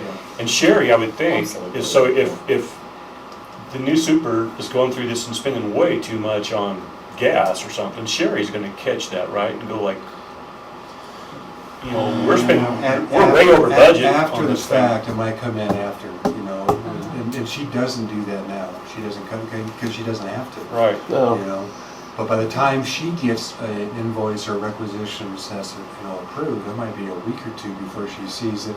And once she puts it in the computer, then it comes up, you're over budget already, then the superintendent's written 3 or 4 more invoices on the same line item. Right. It's probably not gonna be a In a major big district, you explosion. could do that. In this district, it puts a lot of pressure on Sherry to do it that way. Could she do it? Oh, yeah. Yeah. Well, she could come to the board and go like, hey guys, you might wanna check the budget because we're like way over budget on this item. And then a board goes and asks the super, so she's not the one that's confronting. I don't know that we need to be that involved. That's almost like micromanaging. No, I'm saying if we have somebody who comes in and maybe it's not budgeting, is not their forte, and they're starting to write, they're 10,000 over on They're something. gonna have 2 years history of what Buck's done. I mean, Buck's done the And hard more. part. I'll give them the budgets from 10 years ago. Well, I'm not gonna. For the salaries and things like that, for the building is 2 years. Right. For propane, Coming they'll in. have kind of a All of it. guesstimate of where to start. It won't just be like, oh, well, I think it's 5,000. They'll have a And history. they'll have a starting number for every Right. line item. And You've they done can- the hard work. Right, going Right. through. But a And if they budget- want this, I'll be happy to give them, you know, a template, a copy of this. So if they want to start off, and like I said, they'll eventually modify it and develop it for their own personal taste. But if they want something like this, by all means, you know, it's theirs to have. So, But a budget is just a plan. Right. And then there's what's actually going on, and that's the brilliance behind Buck's shadow system. budget is But there are bringing them other together. systems. Sure, QuickBooks for is sure. one that we just implemented Yep. at the county, and I can get a lot more cost user friendly advantage. than what we're looking at there. Which- I'll go with you. This is intense, and this works for Buck. Right. QuickBooks works for us in You the bet. fact that I can call Janelle and say, I need how much have I spent today out Right. of this? Yep. It's this line item out of that budget on an Excel And that might spreadsheet, be- which is a double. And that might be exactly what the new And superintendent wants that's, to do. Yeah. and that's pretty, that's pretty common how businesses are run. I'm not saying QuickBooks, but there are programs Yep. that are designed for this. So Yep. it's not such a scary, Right. for someone who's never done budget, Yeah. you know. I mean, And on that note, I want to interject. I think you saw the email that I forwarded you from Robin, who spelled Yep. Creede wrong incidentally. That pisses Robin. me off. That's how I was spelling it. There's no E on the end, is there? Anyway, 4 applicants. We've got some Christmas carolers. Oh. I apologize to interrupt, but I just It's want to okay. let you know Eileen just got accepted to Harvard.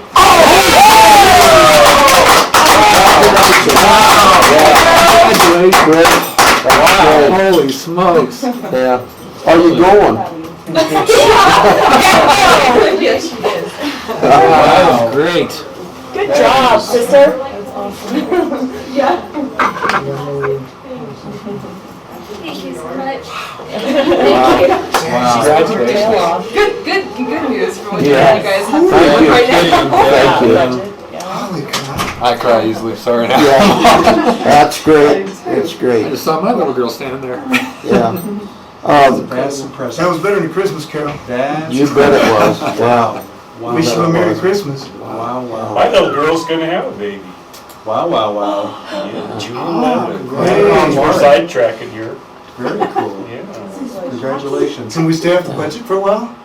Yeah, we should. And if this is too much information, tell me to shut up and I'll go right to the end. I can shrink this up considerably. Well, I was Just going to about at the interject end. here. As of yesterday or whenever it was, we've got 4 applicants. I don't know who they are. I think I know who 2 of them are. One of them, I think, is a guy that has talked to Buck on the telephone, an acquaintance at least of Charles Downing, who's teaching high school in Albuquerque and wants to make the jump into administration. And as I think about these things and what the board needs to know, I'm thinking, what if we hire somebody like that doesn't have any experience in this stuff? What's our responsibility going to be, and are we going to be able to meet our responsibility to help this guy do a budget? And Buck has said that he would spend time with him. When did you figure on spending that time with him? Well, the sooner you can hire him, if you can come up like on Fridays or during the week or whatever, then I'll work with him, or whatever works. Yeah. And by the way, to interject another thought, I'm good until June 30th. However, my son is getting married like the last week of June, and so I'm probably going to bail the second week of Sure. June. Good. No offense. So, And we may get somebody that is obligated at their current job until June the 30th. Probably not, probably but the I would first of imagine June. whoever would have time to come up and work with me Yeah, at some right. place. So, So those are things that we'll have to work out with Buck and the new person. Now, I'm not saying and I'll tell you in executive session who I think the other person is and give you a little bit of information about that. Give us as much as you think we need to, just going through, so you see this is Holly, and this breaks down her salary going through secretary. That's for you guys. That's her, what she gets paid as a clerk. And then a lot of the extras you see on here, where we have like notebooks coming in for teachers, that all comes out of her budget. The way I've got it set up, if we have like grade books or pens or highlighters or whatever the teachers use, that's all part of her supplies. Make sense? Nothing. We got a whole lot of nothing. This is, we were talking about what happens. We used to have a special fund called Capital Reserve. Then the Fed modified it so Capital Reserve doesn't exist, but I thought it was a tremendous line item to have, if we don't even call it a fund. This is where our repairs for the school come out, and Doc remembers that every time we had a payment. So like when we have to pay for this floor to be finished, that's where it comes out of. And so to see where it is now, and again, we haven't used this very much at all. I call it capital reserve. So we started with a $60,000 budget that you can see, or did see, and we've only spent, and the thing I can do on mine too, I can make comments, and use Excel and you've seen this. So I just paid $2,000 for the entrance rugs. If you saw the rugs that were coming in, we're also going to get indoor, outdoor rugs that have the logo as you walk into the gym. So we're waiting for that. Have you heard anything about that? I called them, I'm waiting for an email back. Oh, okay. And this is for vertical communications. We had to pay extra for our phone system, which we shouldn't have had to pay, but we had issues like the answering machine wasn't working. It's because these folks wouldn't do a thing to help us until we paid a bill. They should have been paid for data, so we paid it. And that's where I took it out of. Does a projector work out there in the comments? The big thing over it? But yeah, Wasn't there a bulb or something that was out? It was, but it should be replaced. I think about 2 extra, so it should be set to go. And the problem with that, the reason you don't see that, if you're talking about the basketball games, the camera they put up there doesn't swivel. You just have a fisheye lens on it, and it goes. You can't see the net on either end. You can't see the scoreboards You either. can't see the scoreboard, so it's so annoying. You just turn it off. Yeah. You just can't see a thing, except at the beginning of the game, the jump shot. What is it? And it's easy to get sidetracked. What's it going to cost to fix that, and are we going to have to pay it For what? to fix that camera so it swivels or No, whatever? I've never even looked at it. Yeah. Not a clue. It's I don't not know a what it would fix, take. it's an upgrade. Yeah, it's an upgrade, Yeah. because it takes a whole new camera, then you'll have to have an electrical system to run to. And who whoever's sold gonna that to control it. us? That would have gone through Desi. Desi I is just the wonder one if there's a that- way we can say, you know what, we It's did, just not doing it. it didn't, it's Well, not even what you for- said it was. It's not doing what it was Even supposed for a to do. security Yeah. situation, it Yeah. doesn't look at the doors. And just I say, mean, give us a credit and let us Yeah. see if we Something can else. get something that actually works. That's something maybe Casey has in his books where we actually got it from. I can look at that. Remind me. I'll be happy to look at it. And Desi, or Sergio should be able to tell us where that came from. Well, that's Desi, remember? Sergio's the maintenance, and they have Right. instruction, the bells and whistles, like the monitors and the John. They didn't come through Neenan. That went to Yeah, Desi. yeah. And those never have worked right either. Yeah. Those things are not user friendly. Right. And speaking of which. I think that's a good idea, I'm sorry, Melanie, I to was- Oh, no, it's okay. tell them This is that what I'm this saying camera's about- not about doing the what they said it monitors. was gonna do. So when I'm not here to do the Yeah, monitors. what are you gonna do, right? See, maybe I that, thought you were get gonna along train with me that this year program. sometime. I would be happy to, but I thought I'd throw it on the superintendent, because that's something that they could, I mean, you've got enough. I mean, it takes time to go around, take the pictures and put it up, and when it's not working right, I mean, I'm more than happy to teach you. Well, But only one computer can do it, because it's linked in to an IP number, and it has to be one computer. So that's why. yeah, there's a we lot can't of share stuff. it. There's the resetting passwords, only one person can do that, which is a shame. Murray needs his reset, by the way. It's too bad. Once is enough. So, Take them. Anyway, I could have done it for him, but our network guys wouldn't let us do it. and that's something I do want to transfer over before too long. So you can start doing all that. So I'm going to get hold of John Crudera, so you can start doing that. But that just Tell him at goes- least let us both do it, because it seems like every day somebody needs a password reset. Well, he has some good rationale for not. So, Well, convince I'm him not that. working for Putin. we don't know that. We don't know. No, you don't know And for remember, sure. our It could be website- China. Our website was hacked a few weeks ago. yeah. It was Really? Russians. If you went to it, it had a nasty message on it. What? I mean, it wasn't nasty like a family, but somebody got into it, it became part of the malware system. And it's what they call netware. And what happens on that is, or netbot, bot. And this is where you have one computer that automatically takes control of other websites, so you have a more powerful computer. Well, ours got hacked, and that's what happened. We now have malware protection that we didn't have for a good sum of money, and it's corrected. But that was a surprise, because our website is not on our server at school. That's actually in the Springs or Virginia or Utah or somewhere. But anyway, and that's something else we'll have to discuss at some point too. Right now, I'm the webmaster. The system we have, and it needs an update. But I didn't want to, in fact, I was going to do it much like Sanford had it. I thought it was really sharp, and I was going to kind of adjust it to that. But I thought I'm not going to do anything different on this until we actually find out what's going to transpire. But legally, there are things you have to have on here. And the way we have it set up, it's pretty easy to come down and see the dates, what's going on. You got a lunch menu, but somebody has to do this. I checked into the service that Sanford had, because I liked it. $10,000 to set it up, and it's like $1,500 a month to maintain the service. So that's something that is not budgeted in, is not expense. So if you can find a superintendent that can also do web design, would be a benefit to you guys. And I'll show them how to do this.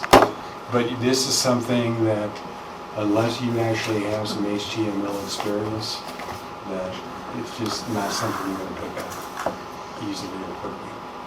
So that's something else you got some harm. Thanks. Yeah, you're welcome. Got anything else? Yep. Going down, you can see this is the bottom line for our fund expenditures. And coming into this, our total appropriated reserves, actually the number you should look at, this are our total expenditures, $1,526,000. And if you remember, going back to revenue, our total budget, our revenues is $1,322,000. They don't balance. So over here on the side, for your convenience, I put the difference.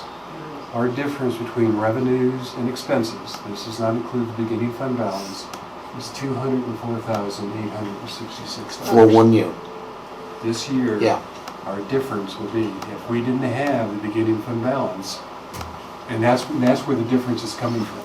That $204,000 to get a zero is coming out of the beginning fund balance. That very first number I showed you, that's where the And difference is. that's including the property we sold, right? Right, so That you beginning go, fund balance. if you go back. So next year's gonna be even more grim. Right, so this number, that includes the real estate that we sold, that's our investments, that's everything we have.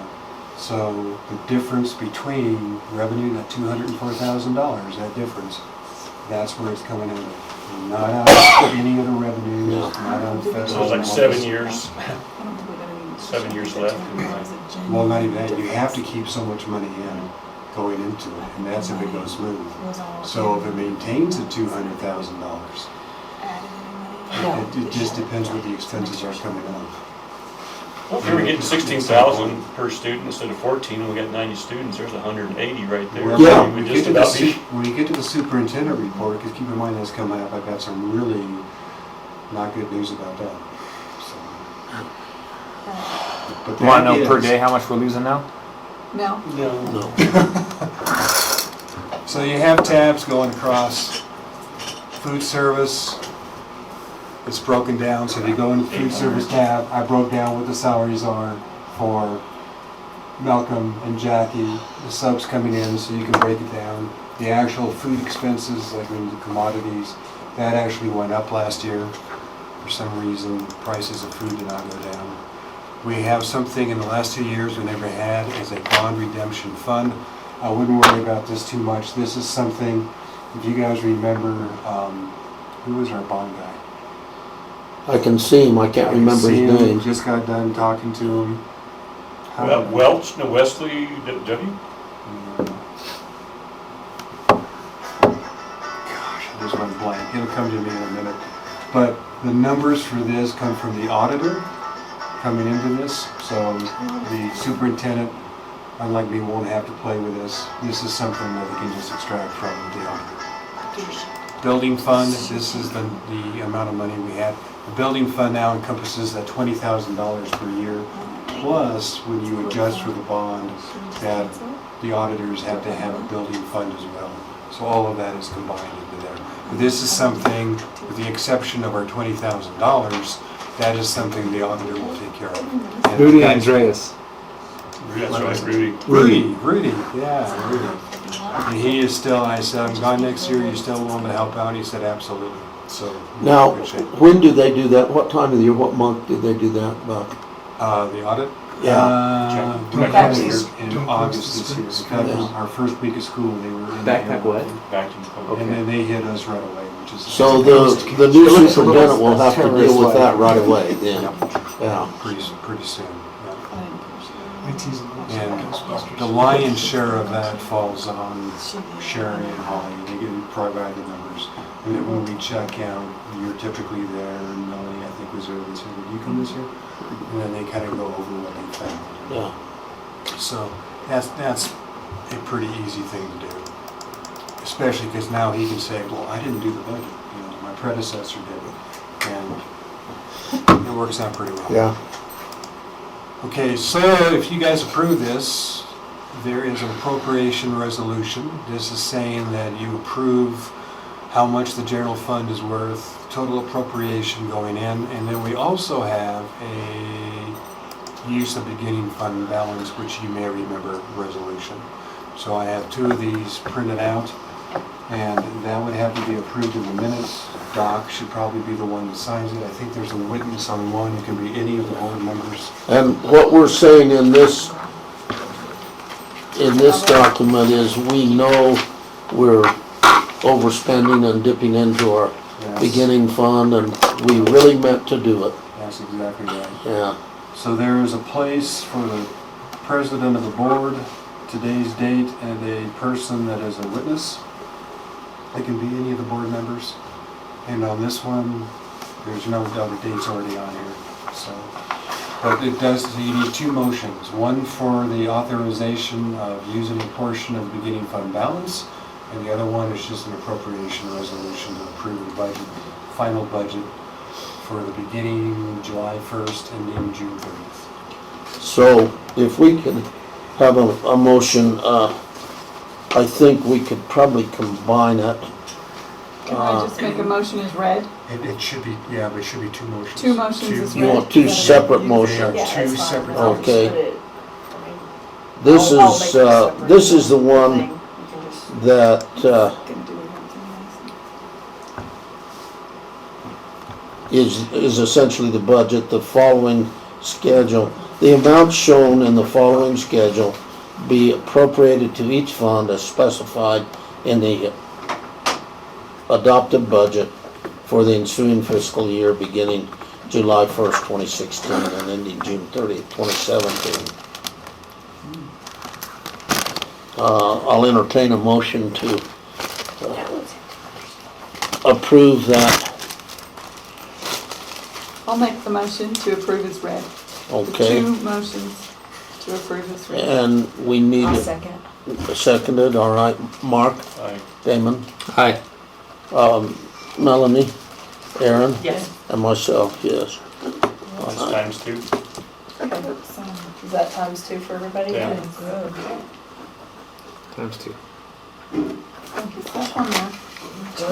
And then this is a resolution, and this is authorizing the use of a portion of the beginning fund balance as authorized by Colorado statutes. And if we can have a motion to, I think we already did. pardon? Aaron doubled We up on that already last do. one. Aaron's did. motion counted twice. Now say again. It's a new map. Yeah.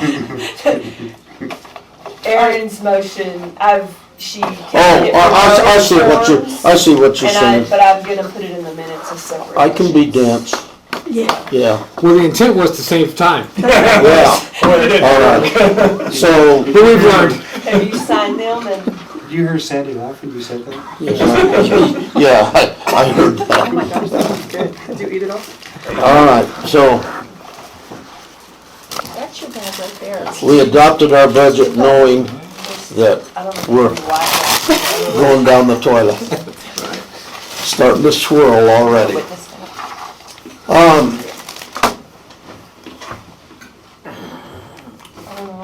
I think we've got principal's report and superintendent's report. And then we'll go into an executive session. You wanna have those two reports and then we'll take a little break, or? I'll be brief too. All right, go ahead and be brief. Brief like a hoity-toity. Yeah. That was really crude, Mr. Gus. That's you're more of a popular guy than a guy. Go ahead, we're sorry, we're really killing time. You need to hear this though. Best joke I've heard in a long time. Guy walks into a bar and he orders a Dickens-free martini. Okay. I'll let Mitch think about what that might be. Okay? I stuck this in your box. I found this article. Leave us hanging? Yeah, you No, probably better off. you gotta come up with the punchline. I'll be grateful. It's a Well. it's a Dickens-free martini. Are you gonna give a hint on this at all? I did a Dickens-free. Okay, okay. I'll give you the punchline. Keep here. in mind, this is coming from an English teacher. It's not a dirty joke. It's not. The whitey-tighty is as bad as it's gonna get. But anyway, I stuck this in the Dropbox. I don't know if you saw it, but I did see that. pretty good article for school board members in terms of. About being prepared. It's a little late, John. Well, but keep in mind too that superintendents usually turn over about once every 2 or 3 years. Well, and there was some Two- really good 2.5. transition stuff too. Pardon? There was great transition stuff also. Yeah, I thought so, and so that's just for your. I found it and stuck it in there for you to look at. Speaking of Eileen, that was great news, but Can't believe that. Thursday is actually her last day. And she will be This going. Thursday? Yeah. Oh, yeah. Now tomorrow she's doing a presentation of last summer she won some sort of trip to go to China. And she's, I think, part of her requisite duties for that is to give a presentation, so she'll do that tomorrow. During homeroom in the conference room, she's got PowerPoint prepared for all of What that. time but is that? 8? 8. 8 o'clock. Oh, Only 15 5. minutes, 20 minutes of maps. It's gonna be, she's gonna have to hustle, I think, but, anyway, so we've worked with her on this because our semester actually doesn't end until 3 weeks after Christmas, so, but she'll be done, and then, January, whatever, 9th or whatever, she's gonna head out on the semester at sea. She told you a little bit about that. She'll be seeing Myanmar and Japan and China and India. South Africa. It's amazing. Then she comes back and goes to Harvard. But also now Alyssa Gaunt is going to be, she's an early graduate, so she'll come back after, and although her online classes, I mentioned this in there, all the online classes are over Friday. She has to come back and finish her brick and mortar classes, and then she'll be gone, so, but all 4 seniors will come back for graduation. And I'm just saying that we're halfway through the second quarter, probably a little bit more than that now. Online student semester ends December 16th. On December 6th, Murray, who's always full of joy and cheer, organized what he called a flash mob, and I was asking the kids about it. Technically, I don't know if it was a flash mob, but I love it. he had me walk out in the middle of the cafeteria and start singing some Christmas song, and then Malcolm joined in, and Jackie joined in. There were, Debbie Whitmore was here and all, and then around the doors open up, and here's the little elementary school, and they did the Rudolph thing that they did last night with the props and everything. That was cute. When do we get to see that? Can they recreate that for us? Did you go last night to the? Dang it! It was pretty cute. And then, of course, last night, Johanna, just did a great job with the holiday program. It was very, 40 minutes and just nothing but grins and just the cutest kids. And a lot of things where she used all of the kids instead of, here's the first grade, here's the second grade. They were all together. That was very enjoyable. I'll kind of quit there. You can read the rest of what's on here. But, as far as Mrs. Gray goes, I mentioned her earlier, too, in the way she incorporates all these different, tech things and great ideas into her math. And probably of all the people on her faculty, I don't know of anybody who does more professional development than she does. She's always taking classes and always pulling in, so we really appreciate her. So, and then I'll just let you read the rest, because... Can I ask one question? And I know we're all Sure. kind of at the end, but can we talk a little bit about the lesbian gay Sure. club? Yeah. Um, Well, okay, it's called an alliance. Gay Straight Alliance. and is it during class time? No. It's Well, it's home. It was approved by the student council. It's an activity club. Any club that comes in, the student council listens to and approves. And frankly, legally, there is no option on something Oh like no, this. I'm not against it. I was just wanting to hear more Yeah. about it. And we had one of the students came in, just did a dynamite presentation. And one of the big things she's not there to cause controversy. She just wants to have students to have an option to do so. I think at their first meeting, they had 8 students that attended the first meeting, 7 girls, 1 boy. Went well, and they're just kind of getting organized at this point in time. All high school students? All high school. Mm-hmm. Was it only open to high school students? Is it? No? No, I don't believe so. I think it's 6 to 12, but I think all the students that attended. We're high school. Well, there's going to be some splashback. But, I've been on this push, call it a campaign, of, I was calling it Manners Matter, and I think I said something about it before, and Buck had some little posters that I gave him that were just about being friendly and being polite. And if you got more, I'll put them up. So. I'll make you some more. I was going to give you one that I saw, a bumper sticker. It says, "Hate doesn't make you great." And sort of along those lines, I want to have a culture of acceptance and tolerance, and at least in the building, because it's the last year and a half has really depressed me as far as what we've been hearing on TV from all the political sides. I don't care who you are, and it's just been so darn ugly. And this door is opened up that and we've heard it here, and there's some things that have happened this year that we haven't seen in a long time. Is people feel like they can say whatever they want to, and it's okay, So from my understanding, the Gay Straight Alliance is more of an understanding thing. It's not like a recruiting club, It's just that we've had gay kids go through our school, and we're gonna have more. And someday we could have a transgender kid, I just, the splashback that I get is from my kids who are in that class, and you guys probably see a different side of my kids. At home we have an incredibly tolerant culture. I mean, absolutely non-judgmental whatsoever. But their complaint was if they were not active in that, then they were called racist. By not being active in it. I haven't heard that either. In fact, I was surprised at how few students actually went out for the club. I was expecting more than 8 students. You can argue with me if you want to, but that's what they said to me. But that's what I've seen. Well, and see, that would run counter to what Right. I believe. And what we're trying to do.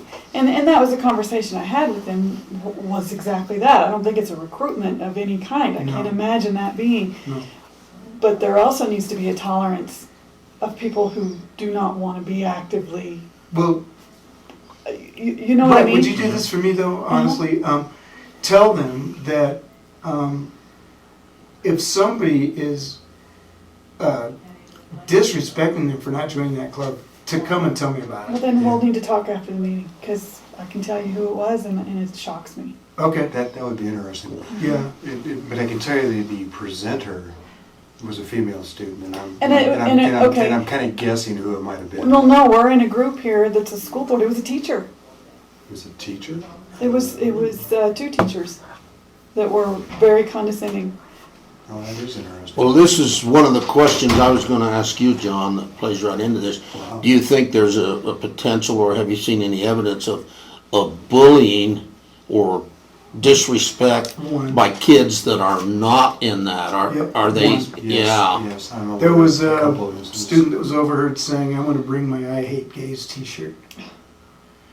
You know, which, you know, so, you need to beat that back, and you need to beat back somebody who's saying, just, you're on the Gay Straight Alliance, what's wrong with you? Yeah. Yeah. And it wouldn't be racist, it would be something else, you know? It Right. would Yeah. be, but, you know, and I had a parent approach saying, well, does this open the door for other clubs? And I said, of course it does. And this happened years ago. We had a teacher that wanted to start Fellowship of Christian Athletes. Said, if you want to do it, by all means, start a Fellowship of Christian Athletes. But I didn't say this to the parent, but I would hate for it to be a reaction. I'd like to see another grassroots thing say, this is what we need, you know, not as like we're going to counter this other group, Yeah. but this is The something same that. parent the told group- me that they tried the FCA and it was denied. I would I suggest don't know that, who would That deny is it. not true. I would That is- suggest that This if we go was any Diane any told deeper, me. hey guys, if we go any deeper into this conversation, I would suggest that we move it to an executive session. If You're we're right. getting really close to Oh, it's on the recording. Well, a game or anything, so we have an executive session scheduled. If we need to discuss things In detail. in detail, I would say we do Especially it if it affects student or. personnel, Right. it needs to be Yeah. executive session. But I do want to hear about that, and it was years ago, and I think it's okay to say, it was Diane Kelly wanted to start a Fellowship of Christian Athletes, and I don't know anybody who told her she couldn't. No, absolutely not. And as long as you have a staff member that can oversee it, that's the only thing we have now. As long as you got a staff member, this doesn't have to belong. It just has to be an advisor or sit in on the meetings. That's it. No, it's open book, absolutely. Yeah. We could even have a group that wanted to be Nazi, pro-Nazi. As long as we have one group, we can't deny the other. Right. So, Even outside groups can meet in our building, right? Like at night, after school, you could well, have, for that. well, we've had like Club adult activity. education classes Right. come, and that's right. I've had With people superintendent ask if approval. we could have Absolutely. Right. like a Bible study group. I have never, ever denied a club Oh, that has I asked wouldn't since think I've that been you here. would. And I- Never happened. And Now, I- what happened 16 years ago, I can't tell you, if it went to the superintendent, but I can tell you in the last 16 years, not one group has ever approached me that I've said no. Never happened. And not a lot of groups approach. We're gonna, I don't Future know. Pig Farmers of America wants to meet in the gym. Well, not on our new floor.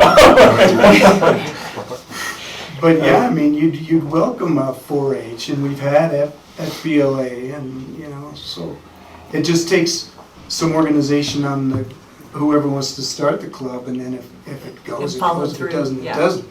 Right. But there's no way you turn down FCA, Right. you know? Never been approached. Just the ones that Diane said she was gonna do it, and then it just never Yeah, happened. right. That was a long time.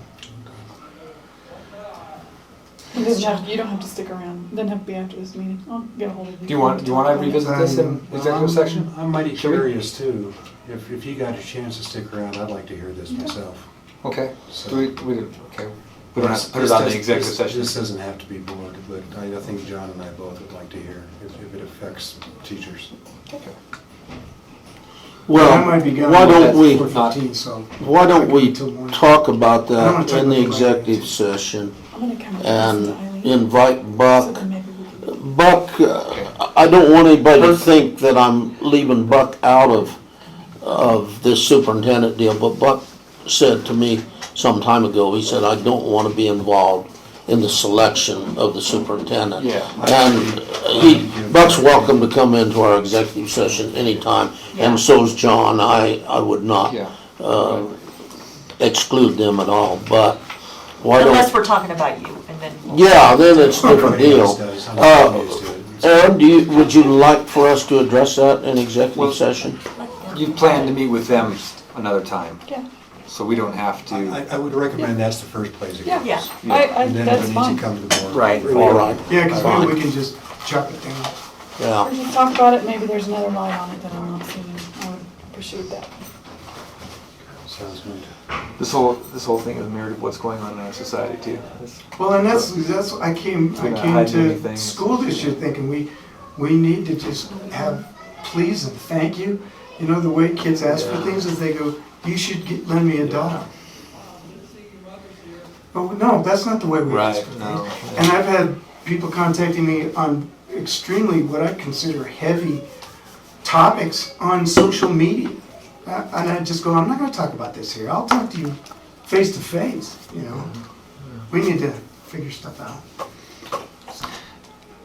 There's a kindergartner whose only ride home is in this room, and I need to chat with her for a second.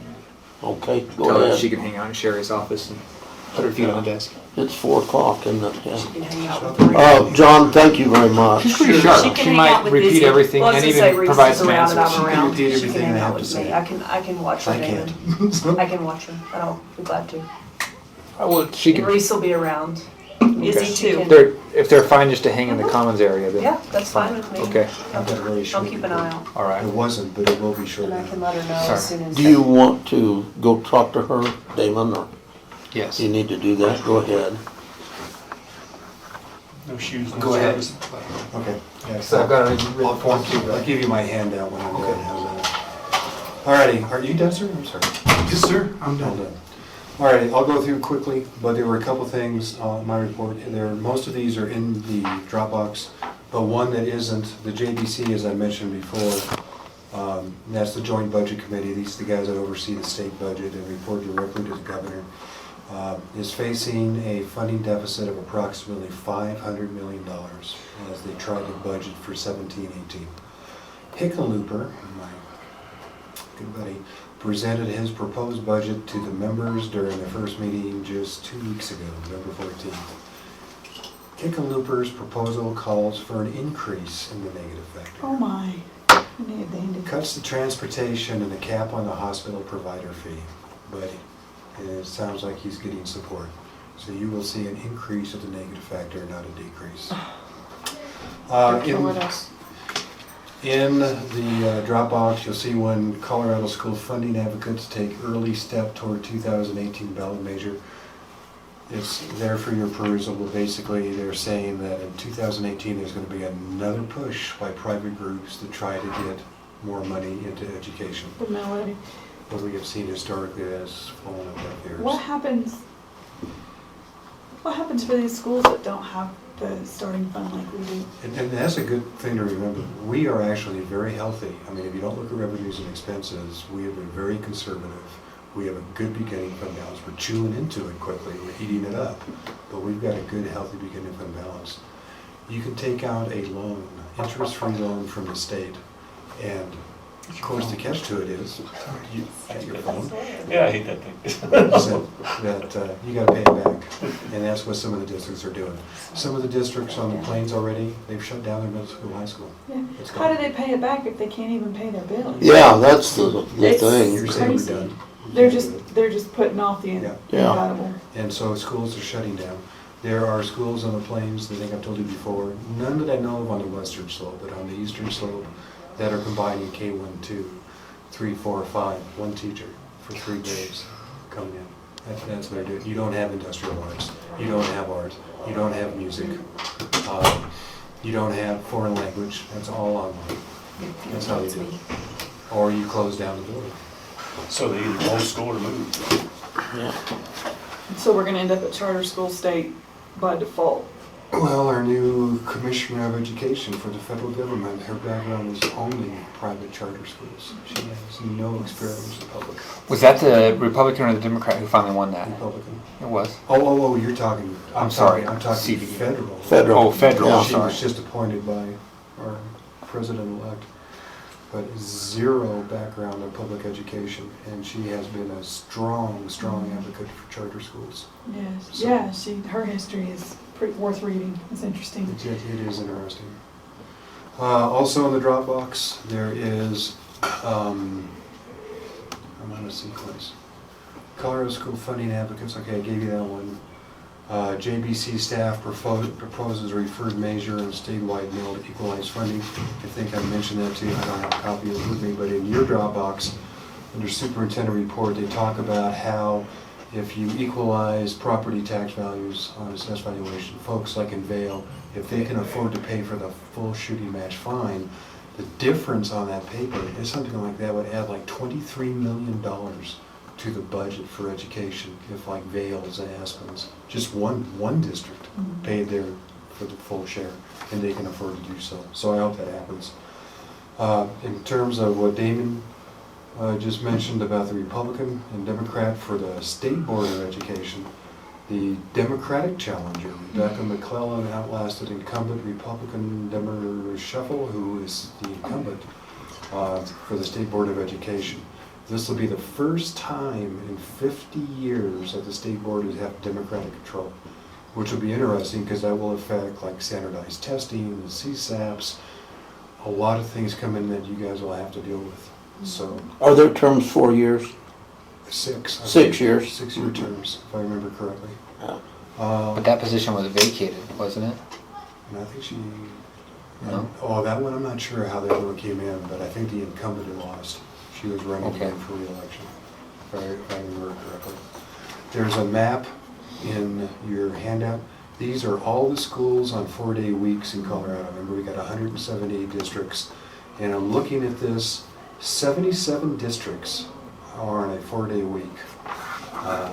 There are multiple schools on a 4-day, 5 districts, and the Charter School Institute with multiple schools on a 4-day week. So 77 districts. Green.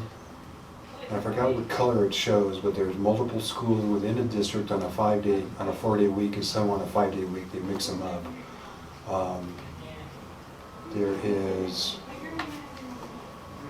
It also shows. I'm sorry, my notes are terrible. Districts and 1 school on a 4-day week. Oh, there are 6 districts and 1 school on a 4-day week inside that district, and there is only 1 BOCES on a 4-day week.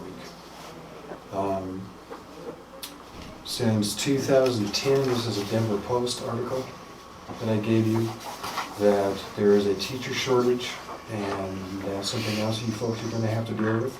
That since 2010, the number of teacher graduates in this state alone has dropped 24.4%. Yeah, I saw that. And that's all that I have. And then I also included that one paper that has board and superintendent expectations and board and superintendent, if you flip it over, requirements, so. And I would urge everyone to read that and think about it a little bit. I'm done, sir. Buck, thank you. I know this has been a hard work session. You guys had to listen to me, I just had to talk, you didn't know. Well, we appreciate what you do for us. So we take a quick break, and then we're gonna try to keep this executive now, I'm willing to do as long as you guys want to in the executive session. We can talk about. And she's in Renaissance Kids till 5:15, so don't think that I'm. Okay, yeah. I'll tell you, let me make a motion to go into executive session, and then we'll turn the recorder off, and when we come back, we'll start on our. Okay, all So right. I make a motion that we go into executive session pursuant to CRS 24-6-402, parenthesis 4, parenthesis F. This is on searching for a superintendent. Second? I second that. Do we have to second that? Yeah. I think so, second that. yeah. Mark? Aye. Damon? Aye. Aaron? Aye. Melanie? Aye. And myself, yes. So